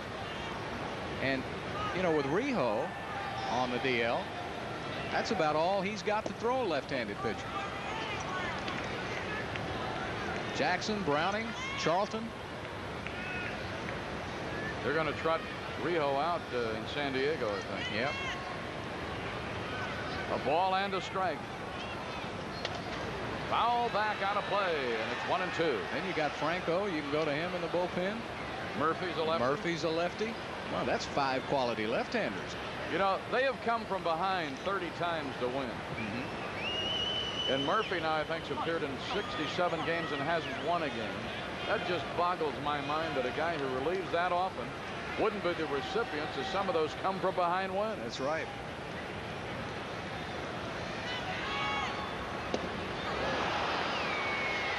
Three up and 3 down. Third strikeout for the lefty. And we have played through 6 on HSE. Milo Hamilton stepping aside. Bill Brown will be along to join Bill Worrell to go to the 7th. Take you through the end. 3-0 Cincy.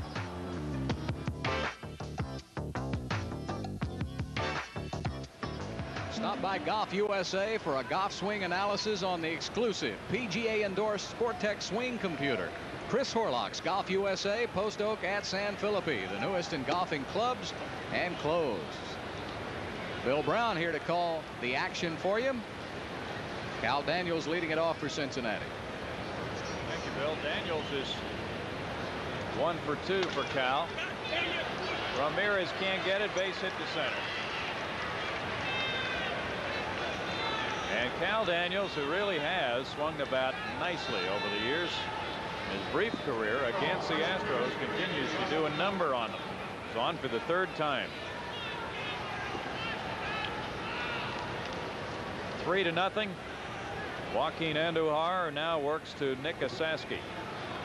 Walked the first 2 times up and struck out in the 4th inning when Danny Darwin got him. Andujar zips a throw to first on Daniels. Cal has 24 steals and he's been caught 5 times.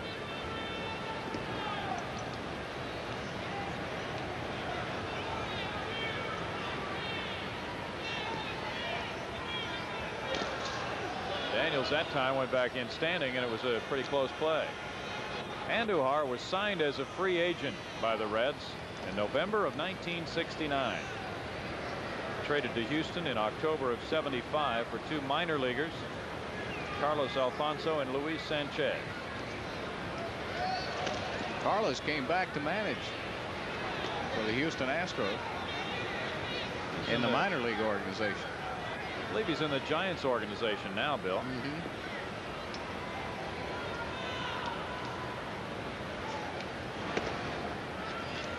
Ball 1. Andujar was a 12-game winner for the Astros in 1979. And then it was in the '81 season that he was traded to the Cardinals. Then his career really took off in '82 when he won 15. And back-to-back 20-win seasons in '84 and '85. Daniel stays close to the bag at first. Yeah, he flourished under that. After that particular trade, I think under the watchful eye of Whitey and the Cardinal staff, he didn't quite get along well with the manager here at the time, Bill Verdon. 2 balls, no strikes. You saw Juan Augusto in the bullpen.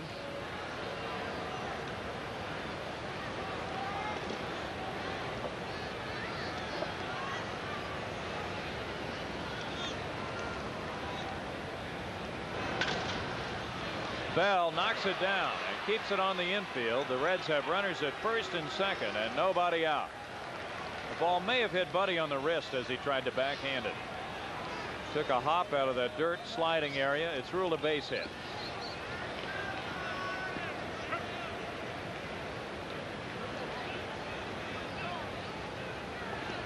Now a pinch runner comes in. Looks like Ron Oster running for Asaski. It is.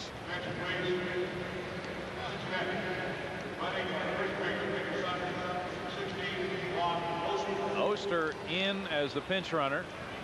2 on, nobody out, and Lloyd McClendon is at the plate. Asaski gets the handshakes. Well, he reached base 3 times.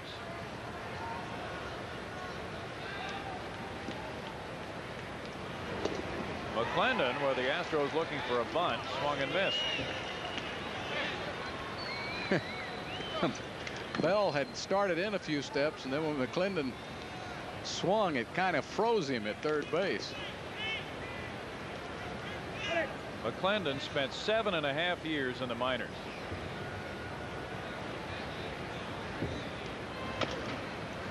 Tapper foul. He and Craig Smostrela can talk about their experiences someday. No balls and 2 strikes. Good to see Craig finally in an Astros uniform. Sure is. Been a long trip for him from Pearland, but he has worked and worked and had a very fine season, hitting .310 at Tucson. Had a 25-game hitting streak. And was he ever all smiles to put on an Astros uniform tonight?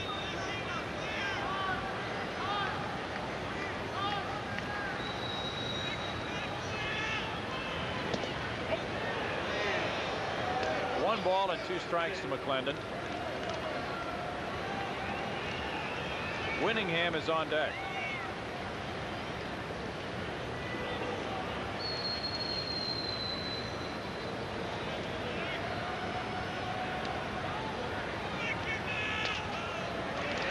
Sort of a defensive swing that time by McClendon, keeping the count at 1-2.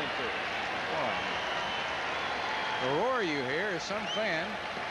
He kept his beer in his left hand and snagged it with his right. Now, boy, that's nonchalant. Juan Augusto warming up. Takes some work to pull off that play. No sweat. Talk about 7.5 years in the minors. Wonder how many times he's tried that play before he made it work.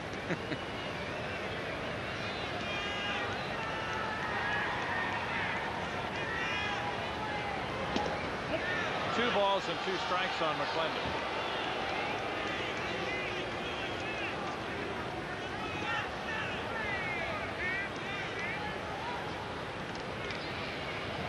Last night, Hal Lanier watched Bob Forsch pitch a 3-0 shutout with help from Dave Smith. 3 balls and 2 strikes. Tonight, Pete Rose's club has a 3-0 lead here in the 7th, and Andujar doesn't have an out yet. He needs a pitch here on McClendon.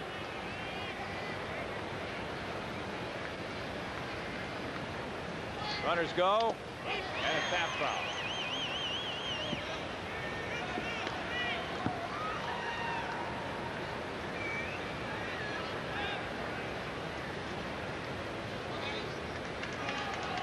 It's hard to believe that the Reds, with all their history, Bill, have never had a Cy Young Award winner.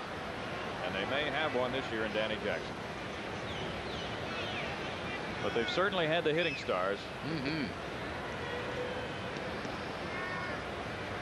Runners go again, and there's a tapper. Ramirez has to brace and fire it, and just got him for out number 1. By starting the runners, the Reds forced Ramirez to make that long throw to first base as the play evolved. One out, runners at second and third, and Herman Winningham is up. Now you got a couple of shots to get both of those runs in. And Hal Lanier is going to go to the bullpen. So we'll see if Pete Rose makes a counter move, because Juan Augusto is coming in. The left-hander makes the trek to the mound. Last night, Rob Murphy came in for the 66th time, and now it's Juan Augusto's turn.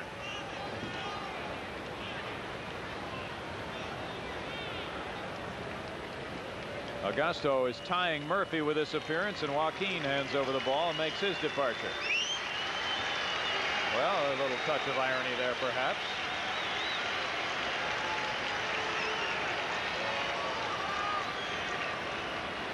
He goes an inning and a third. He gives up 3 base hits and is responsible for the runners at second and third. And Augusto now comes into this jam trailing 3-0, 10 wins, 4 saves. Maybe Hal Lanier decides it's time to call on the guy who seems to be around when the Astros rally.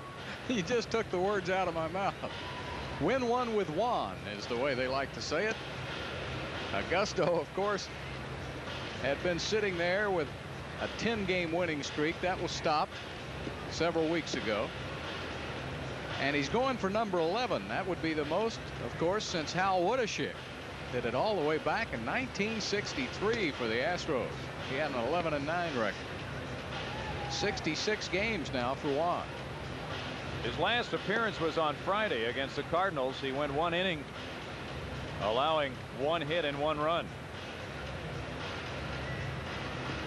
He came into that ball game, and Tom Brunansky doubled to right center, scored on Oquendo's sacrifice fly. Well, you'd hate to think where you'd be without Augusto this season. He really became a very valuable find for the Astros. Sure did. He's been particularly effective against left-handed hitters. The infield is in, and Winningham drove in the second Reds run. He's 1 for 3. Strike one. Quinones is on deck. The 66 appearances for Augusto represents the most by an Astros left-hander, and it's the 3rd highest total in club history. Ken Forsch with a record 70.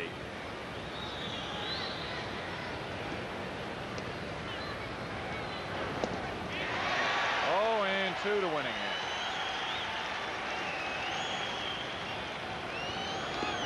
Juan's record at home 5-0 and a 1.19 ERA with 4 saves.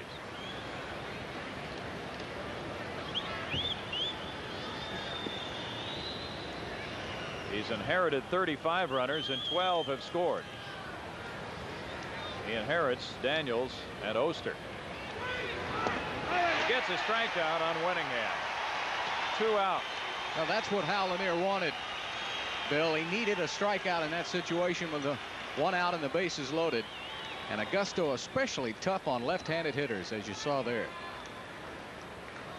And now with first base open, it's a right-handed hitter, actually switch hitter Quinones. He doubled to right in the 5th. A strikeout and intentional walk prior to that.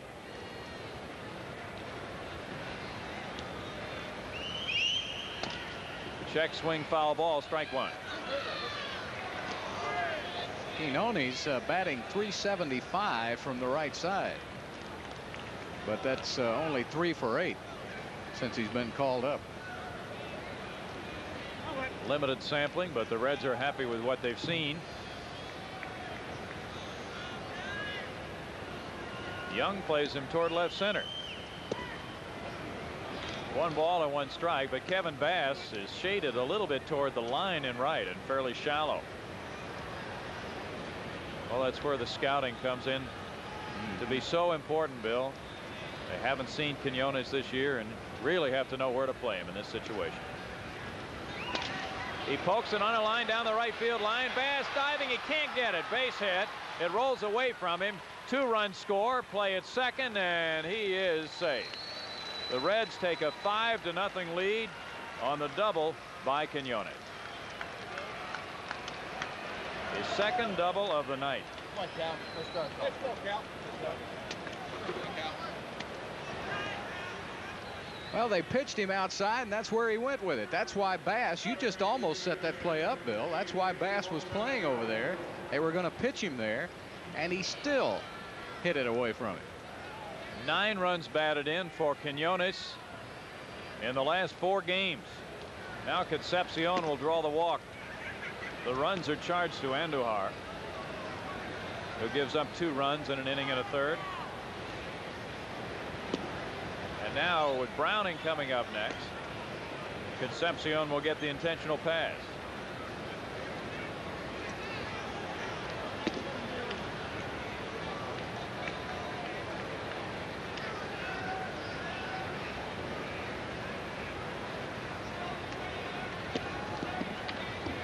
Concepcion and Quinones, the base runners. Pioneers Club trailing 5-0 now in the 7th, and Browning is 0 for 3, but last time it took a good play by Ramirez to get him on a bouncer up the middle.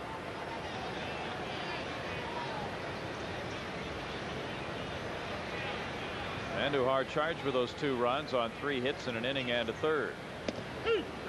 Browning takes a strike.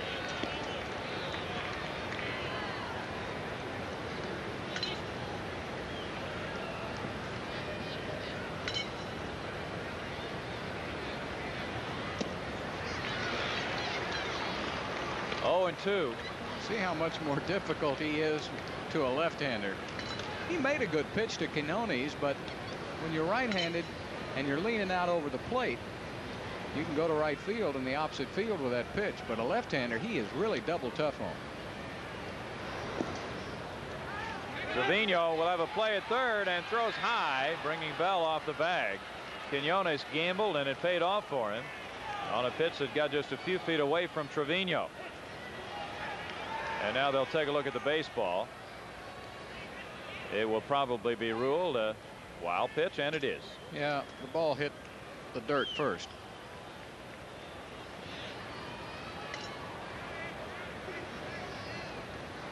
One ball and 2 strikes to count on Browning. Bell, Hatcher, and Ramirez are due up in the last half of the inning. 2-2's the count. The Reds got 2 in the first, a run in the third on the Daniels homer. They've scored twice here in the 7th. Darrell Young moves in and retires Browning to end the top of the 7th. The Reds get 2 runs on 3 hits with 2 men left, and in the middle of the 7th, it's 5-0 Cincinnati.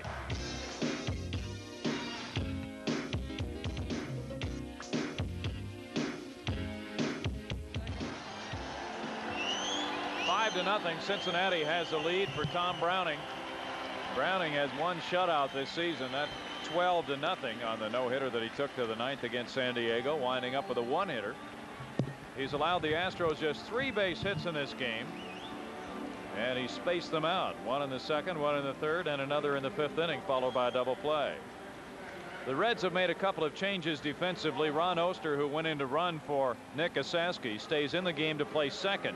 Oster bats 4th, and Dave Concepcion moves from 2nd to 1st base.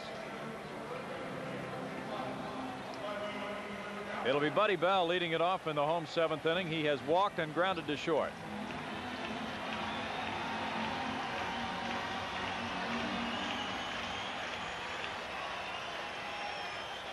Oster now at 2nd. Bell rips it to Sabo, comes up with a line drive on a hard hit ball, 1 out. He caught one like that last night, Bill. Ironic that Bell would hit it to Sabo. Yes, it is.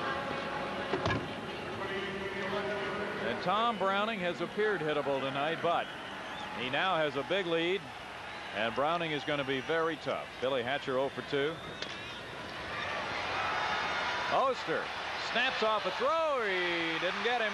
Concepcion couldn't locate the ball, but the play is backed up by the catcher. Oster with that strong arm made it interesting, but it is a base hit for Hatcher, number 4 for the Astros.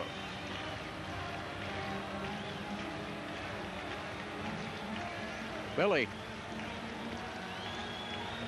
thought it was going to be, I think, a little easier, and Oster made it a very close play. It appeared he had a problem getting the ball out of his glove to make that throw. Rafael Ramirez double to right. He's 1 for 2.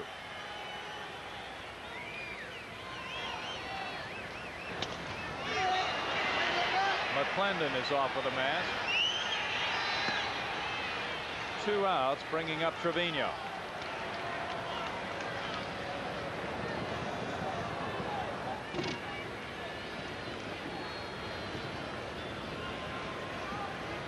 Alex threw the intentional walk in the second and grounded out 2 seconds. All 3 Astro hitters have picked on that first pitch by Browning. So not showing much patience. They're going right after it. Ball 1. With his style of pitching, don't you think he induces the hitters to do that sometimes? Yeah, as quick as he pitches, yeah. Sort of like his game. Yeah, you get into that pattern with him, and you get caught in that spider's web. So Browning from Casper, Wyoming, has learned a few things in his big league career. 9th round draft choice in June of '82.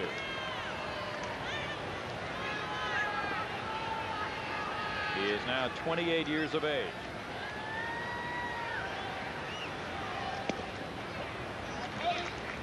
Two balls and a strike. Last year when he went to Nashville and worked with Wayne Garland, they stayed up almost all night after a bad performance, and he had had several by then. Garland hadn't said anything to him, and they talked it out. And after that, Browning was ready to go back and compete again. 2-2. Sometimes it takes a trip to the minor leagues, although very few players would accept it in good faith after they had spent a few years in the majors. Browning later, though, admitted that he really benefited from that experience. Trevino rips one foul outside the left field line. Hit it a long way, and the count stays at 2-2.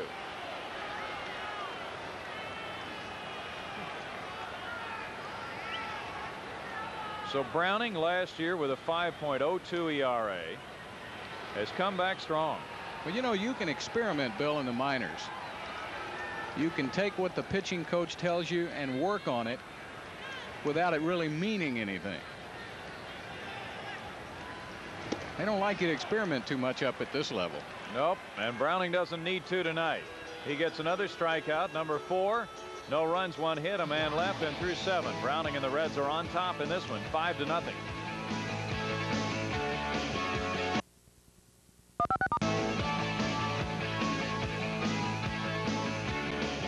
It's Dave Collins up for the 5th time. He has 3 hits and 4 at-bats. Strike 1. The Reds got the jump with 2 in the first, added Daniels' homer in the 3rd, and then 2 more in the 7th for their 5-0 lead. 1 ball and 1 strike. Augusto spot due to lead off the last of the inning for the Astros. Right-hander Brian Meyer is at work in the bullpen, and Larry Anderson has just joined him.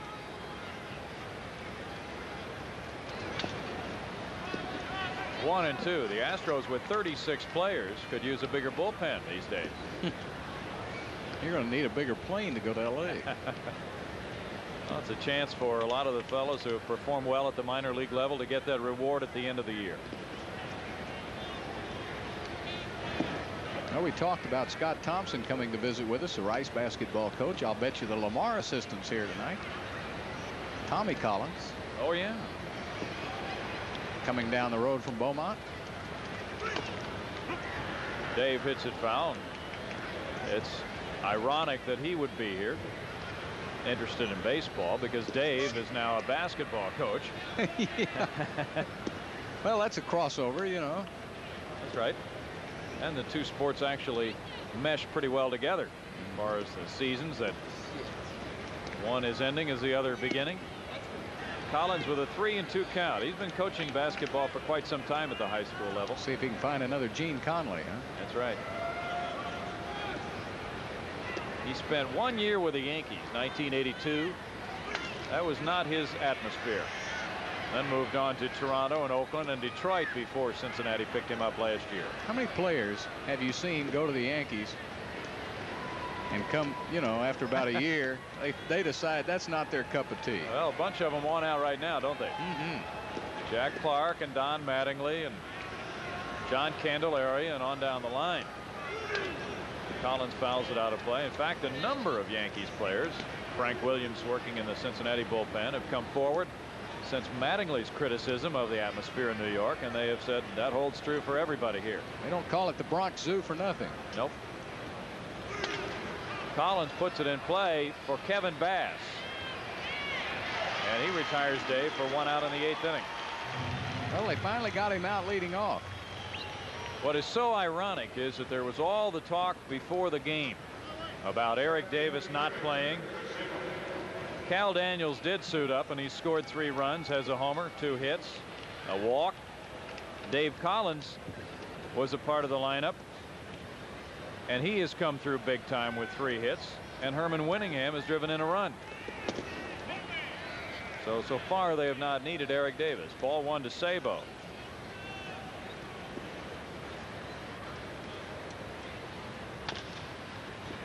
Bell scrambles after it, snaps off a throw way into the dugout, and Sabo will be ruled a runner at second base now. Buddy attempted to make that almost impossible throw, and in a tight ball game he probably would have played it differently, Bill.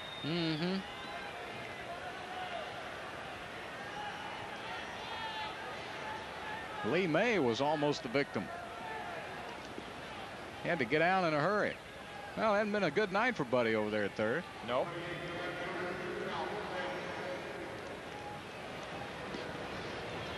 Two errors in the game now.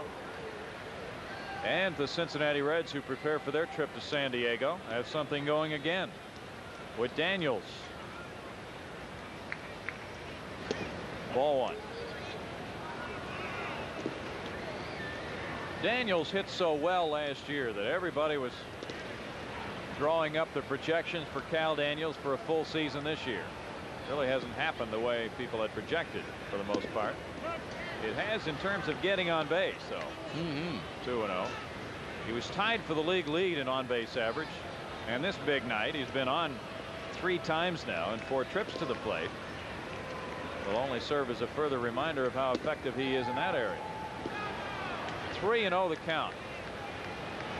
Last year, though, Daniels hit .334, and he hasn't been able to come close to that batting average again.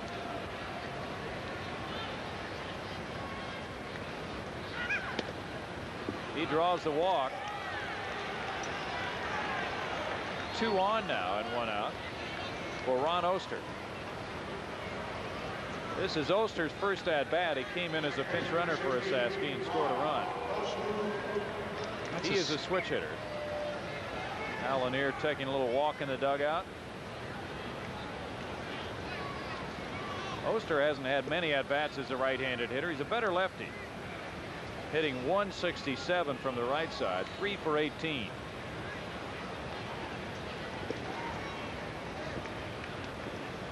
There go the runners, and Trevino won't make a throw. Nobody was covering second, and he had wanted to throw the ball to second base because Sabo just had a running lead from second to third, and Daniels, with nobody covering the bag at second, also moved up. Well, another thing that hurt Trevino is that Augusto just kind of made a cursory glance at both runners. He wasn't holding them. Sabo gets his second steal of the night, 42nd of the year, and Cal Daniels, who moved up behind him, got number 25. The count has reached 2-0 on Oster, and Juan Augusto, who hasn't struggled very much, is struggling now after the error. 2-1 to count.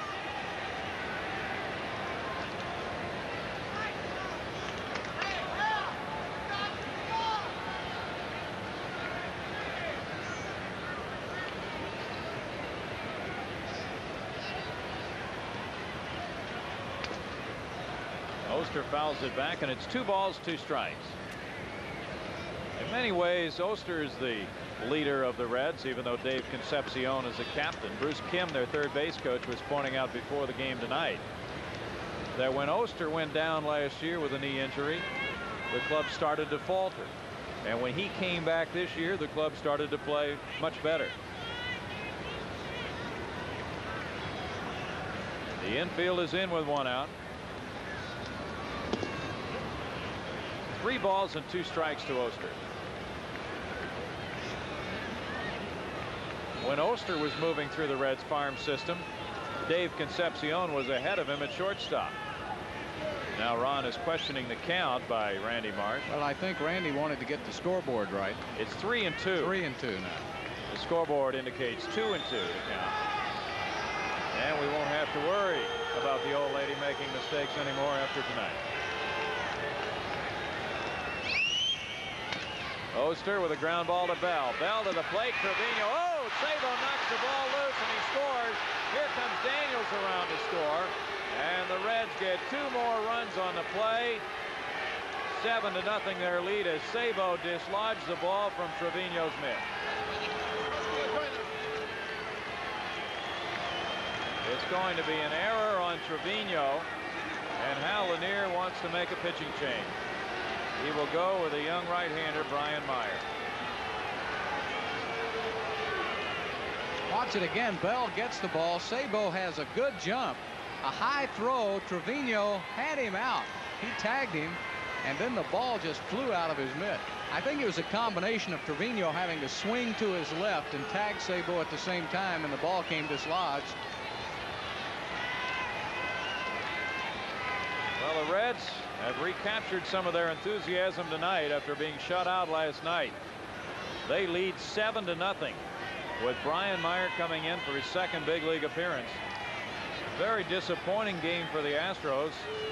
Not only have they failed to generate anything offensively, but now with 3 errors in the ball game, they are not playing well in the field either.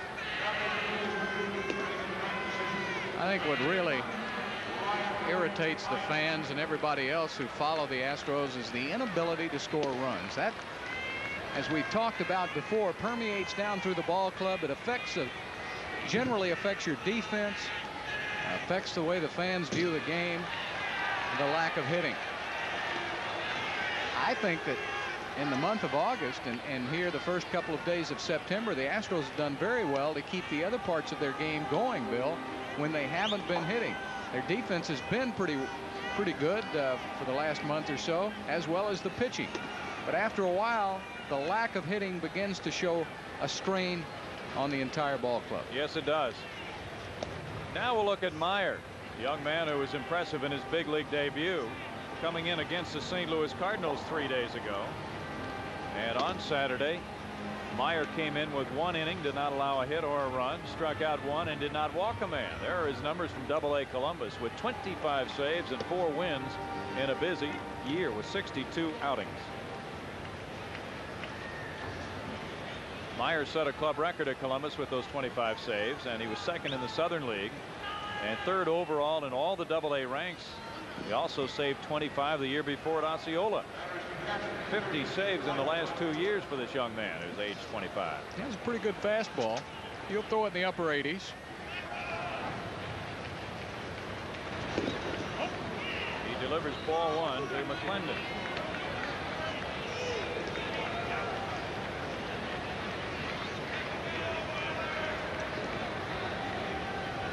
Myers, the 5th pitcher for Hal Lanier tonight. The report on Brian is that his best pitch is the slider, which he throws about 87 miles per hour. He didn't throw it that much, though, in his big league debut.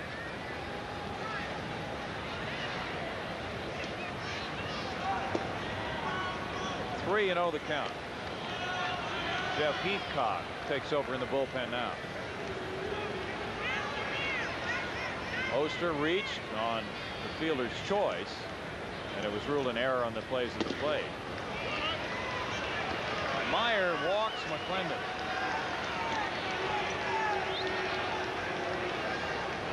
Still only 1 out in the inning, and the batter is Herman Winningham, who's 1 for 4 with an RBI.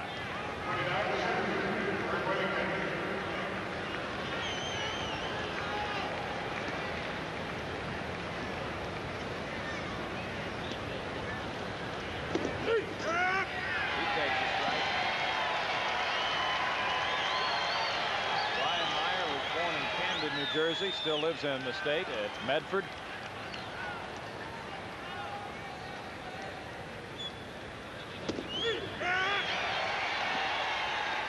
Oh, 0-2 the count.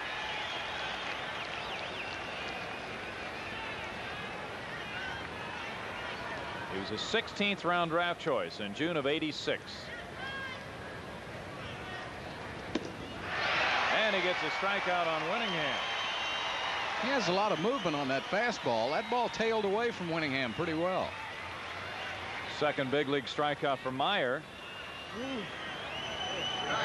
Now it's Quinones, and boy, is he ever hurt tonight with a couple of doubles and 2 RBIs.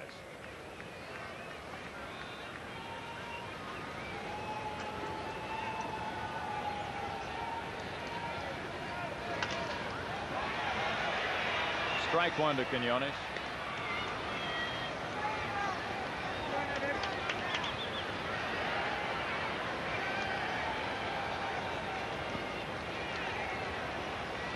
In addition to 10 hits, the Reds have had 8 walks in this game.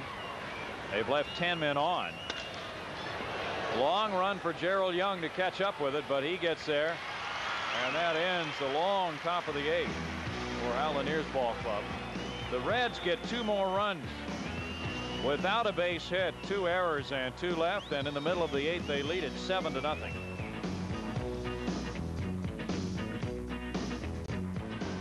Big night for the Cincinnati Reds, who take a 7-0 lead into the last of the 8th inning. The Astros will put Jim Pankovitz up as a pinch hitter for Brian Meyer to try to get something started here. They've only managed 4 hits and have not been able to bunch 2 in any inning so far. Heathcock is working in the bullpen. Some other ball players playing catch in the bullpen area. Caminetti's getting loose, so Al Lanier may want to give some of his players a little rest. They have an overnight trip to make to Los Angeles and a ball game tomorrow night. Meanwhile, it's Tom Browning cruising along, facing Pankovitz. Strike 1 to Jim. He's hitting .226, 2 homers, 12 RBIs, 2 for 24 as a pinch hitter.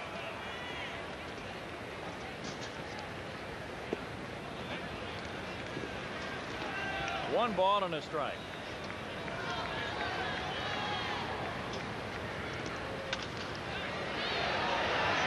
Quinones is calling. 1 out.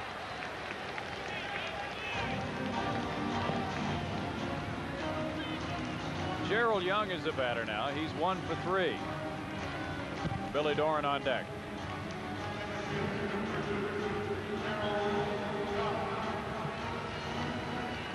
The Astros have been blanked 11 times this year. Last night's shutout by Forsh and Smith was the first shutout in this series between these two clubs in the 14 games. Now the Reds trying to turn the tables here.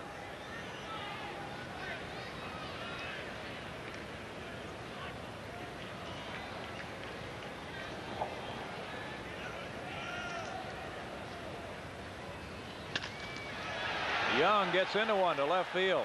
Daniels to the warning track where he hauls it in. 2 outs.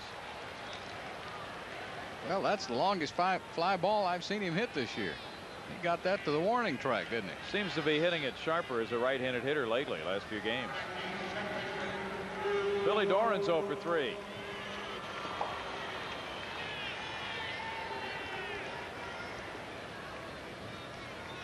The paid attendance tonight is 13,345. Total 14,982. Doran takes a strike. Dodgers lost to the Braves 2-1. Mets lost to the Pirates 3-2. Phillies beat the Cubs 3-2. Doran to right field for Dave Collins. Another quick inning for Tom Browning. And after 8, Browning preserves the shutout. 7-0 Reds.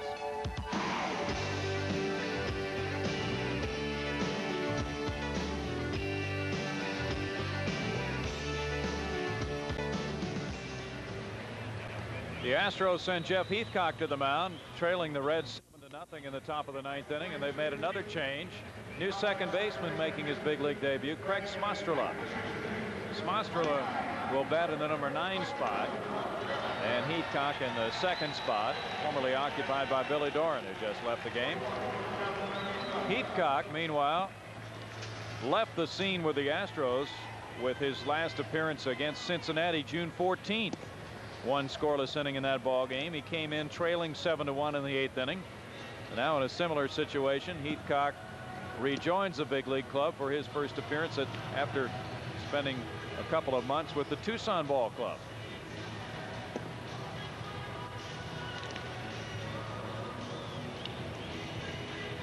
You see Jeff's numbers from his earlier time in Houston with 3 losses and a 4.64 earned run average. At Tucson, he won 3 and lost 5, and his ERA was 5.08.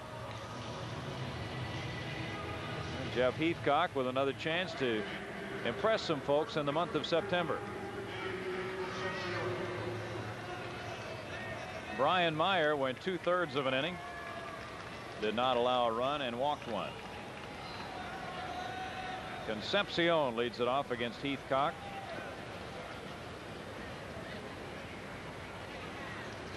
Six pitchers have been used now by the Astros. Davey is 0 for 2 with 2 walks.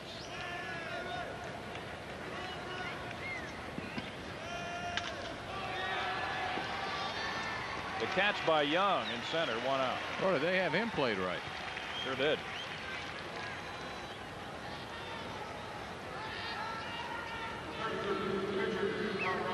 Now Tom Browning around for the 5th time. Well, when you're a pitcher and you're batting for the 5th time, it's a pretty good sign, Bill.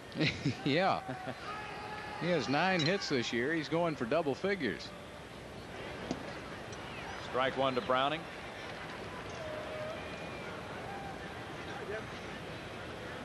The Reds will head out with a rested bullpen for tomorrow night's game at San Diego.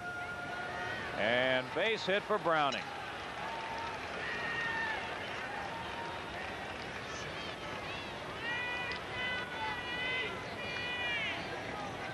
Tom reaches for Dave Collins now. Collins has 3 hits and 5 at-bats. St. Louis leads Montreal 1-0, top of the 8th. San Francisco 2-0 over San Diego, top of the 2nd. In the American League, Boston now has a 2-game lead over Detroit. The Red Sox beat Baltimore 6-1. The Tigers lost to Toronto 7-3. You know the Blue Jays have to be loving that. Strike 1 after Detroit came from behind to oust them last year. Yankees lost ground. They fell to Cleveland 1-0.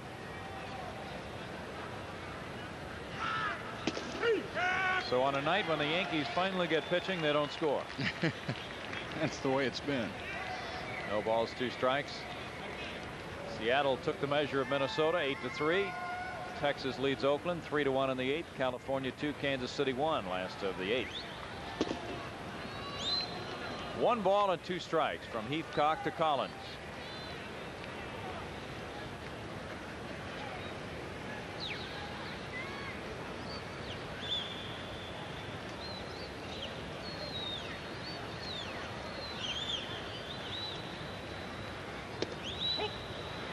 Two and 2.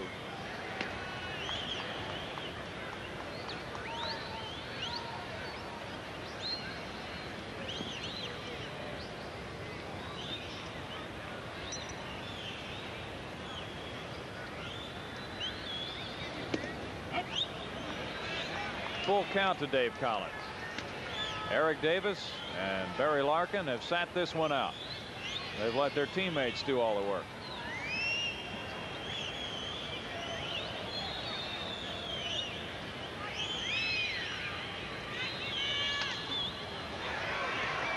Three and 2 to Collins.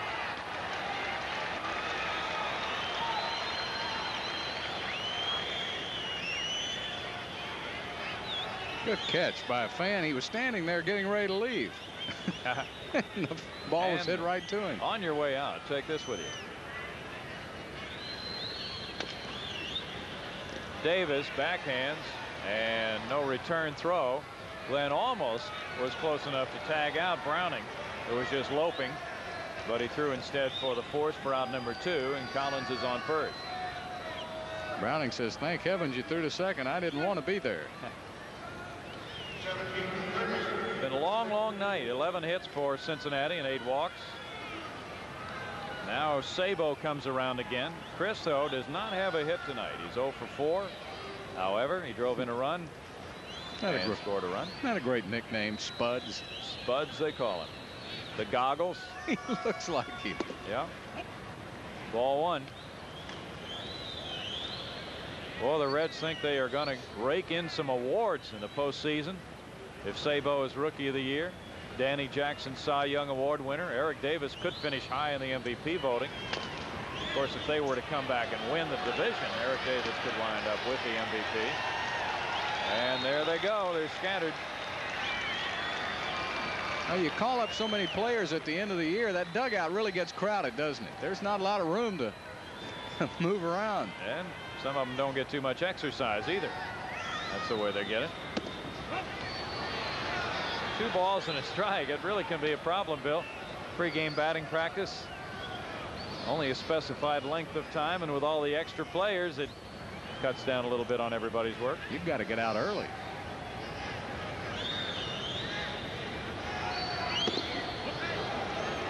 Three balls and a strike to Sabo. Well, in the coming days, we'll get a look at Cameron Drew, his first big league exposure.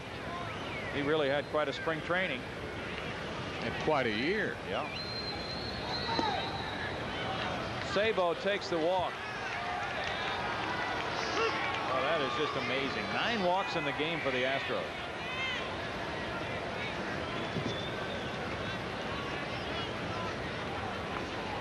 This will not be a game for the Astros to include in the highlight film. They've had a few real clinkers like that this year, Bill. Maybe it's just as well. Get all the errors and all the walks, all the missed opportunities, and lump them into one ball game so you can forget about it.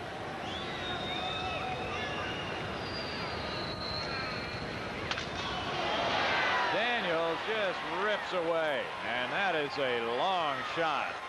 Cal Daniels hits his 2nd home run of the ball game, his 16th of the year.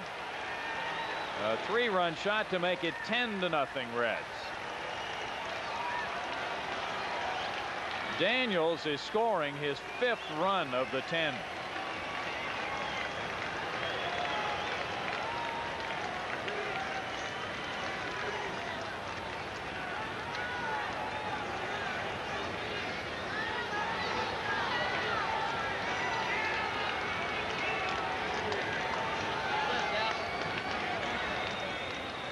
Well, a picture, they say, is as good as 1,000 words.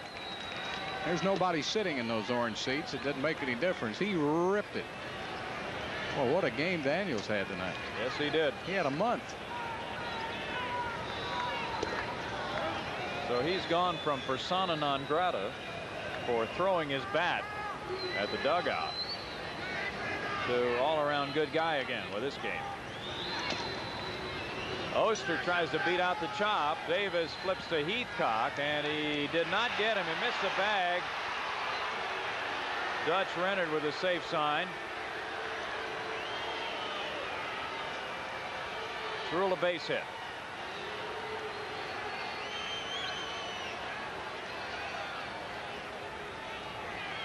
Here's Oster hustling on that rehabilitated knee. Heathcock gets over there as quick as he can, but he doesn't know where the bag is, and he stepped over it. He stepped around it and over it. If it had been a landmine, he'd have been happy with that. Yes, sir. Ball 1 to McClendon. Well, you might wonder, too, in a game like this, couldn't the umpire just overlook it? But no, they make their call. Everybody wants to leave at this point. 1-1. 13 hits for the Reds and 4 for the Astros.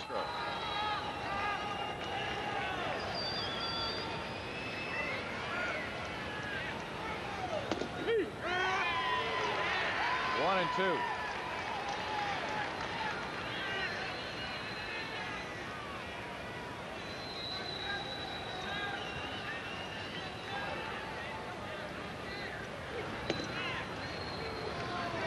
Two balls and 2 strikes. Excuse me, Bill. Unless you're a masochist, I don't think you'll want to stay around for the replay of this. We'll try to take out as many innings as possible tonight. Oh boy. Out of play. The count staying 2 balls, 2 strikes. The Astros were last shut out by Joe McGrain back last Friday, 2-0 when they managed 3 hits. This one a little bit more decisive.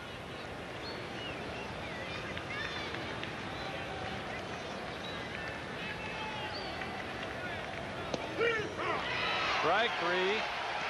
And McClendon goes down, but not until the Reds have made it another big inning with 3 runs scoring on 2 base hits and 1 man left. Last of the 9th coming, 10-0 Reds.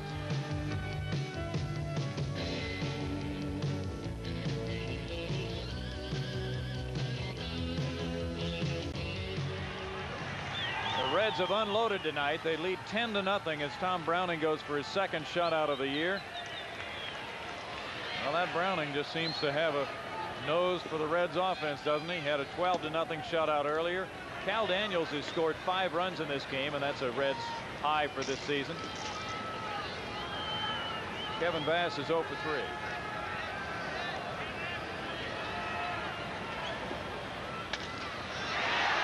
Bass cranks one up to left. Daniels to the warning track. 1 out.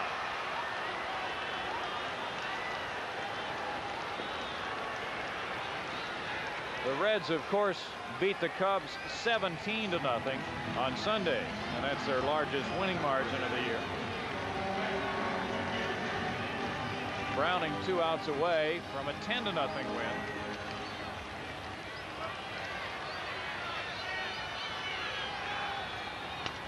Glenn Davis fouls it back, strike 1. He's 0 for 3.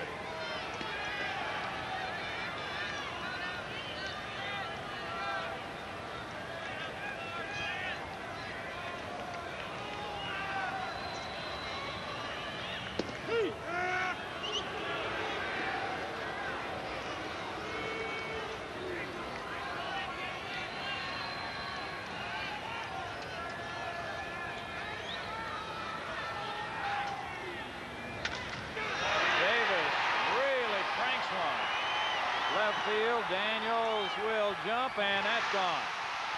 Glenn Davis hits a home run. That's number 27 of the year, and the Astros have broken the shutout bid of Tom Browning, trailing 10-1. That's the last time, unless we get another Astros home run, that this scoreboard will go off.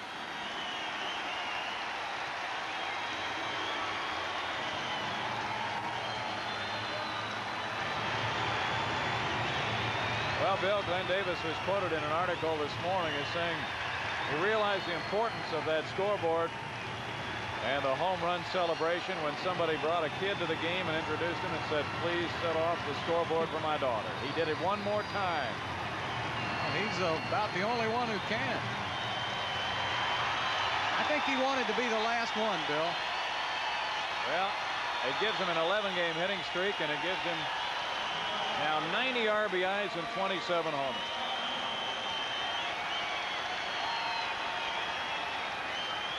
Buddy Bell takes ball 1. So Davis has 27 of the Astros' 81 home runs. Bell 0 for 2 with a walk. 2 balls and no strikes.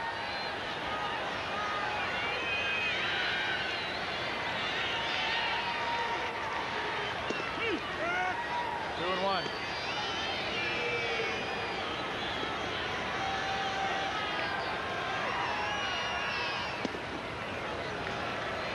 Three balls and a strike. The 11-game hitting streak equals Glenn Davis's career high.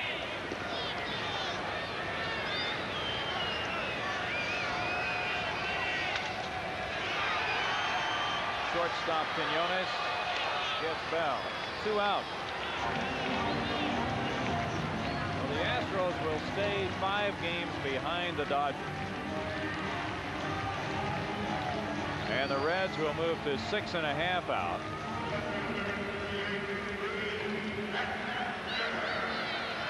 They've just treaded water in this series as the Dodgers have split, and these two clubs have done the same.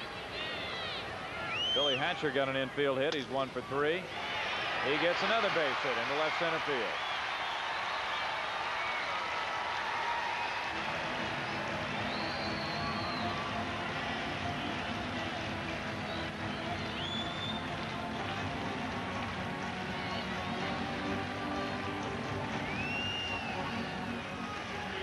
Rafael Ramirez is 1 for 3. A double to right field.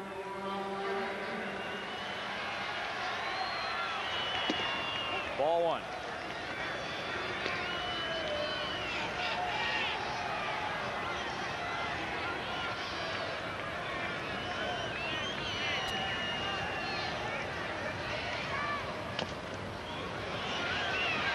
One ball and 1 strike.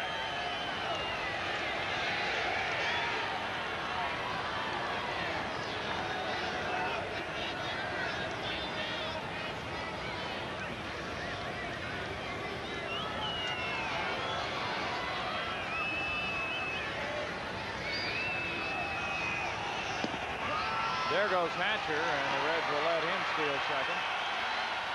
2-1 as Hatcher picks up his 30th stolen base.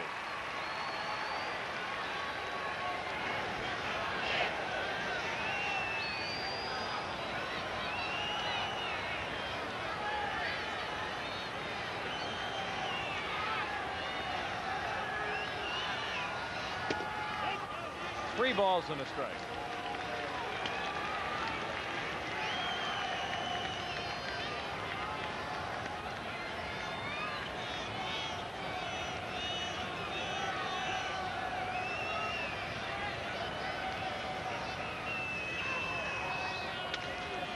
Ramirez hits one toward the slot in left center, and he has extra bases.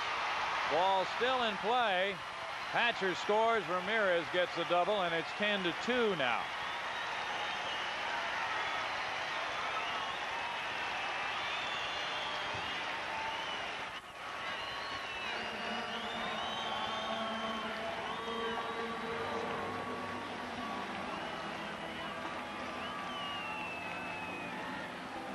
Browning trying to get that final out. He's now allowed 2 runs.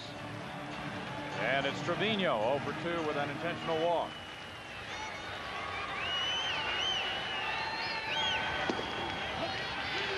Ball 1.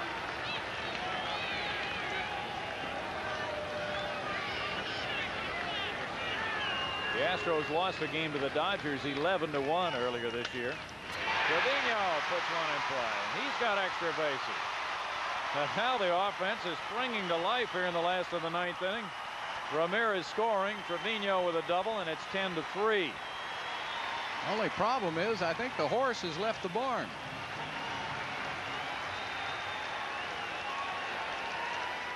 Scott Breeden trying to coax Browning into that final out, or maybe find out if he's all right.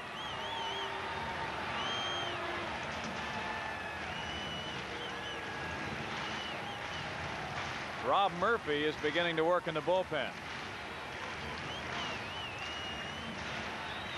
And the Reds hadn't counted on using anybody from their bullpen the way this game was progressing.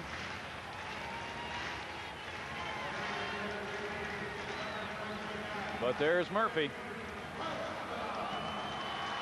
Now here's Craig Smostrela for his first big league at bat. Switch hitting infielder. Played second base all year at Tucson. Hit .310 there. And had a 25 game hitting streak. He's a native of Pearland. Boy, was he ever thrilled after 8 seasons in the minor leagues to finally make the majors. 1-1 rather. He was really very highly regarded, one of the top high school prospects in the state of Texas as he graduated. He lifts it toward the first baseman, Concepcion, and the Reds have won it 10-3. The Astros, though, come back with a little scoring punch of their own in the 9th inning. They get the Davis home run, a single, and a couple of doubles. They get 3 runs on 4 base hits with a man left. And the final, as you get perhaps your last look at this scoreboard, 10-3, the Reds winning it over the Astros. And we thank the folks along the Sunshine Network for being with us tonight. We'll bid them adieu and join them another night from the Dome. 10-3 the final. The Reds have won it.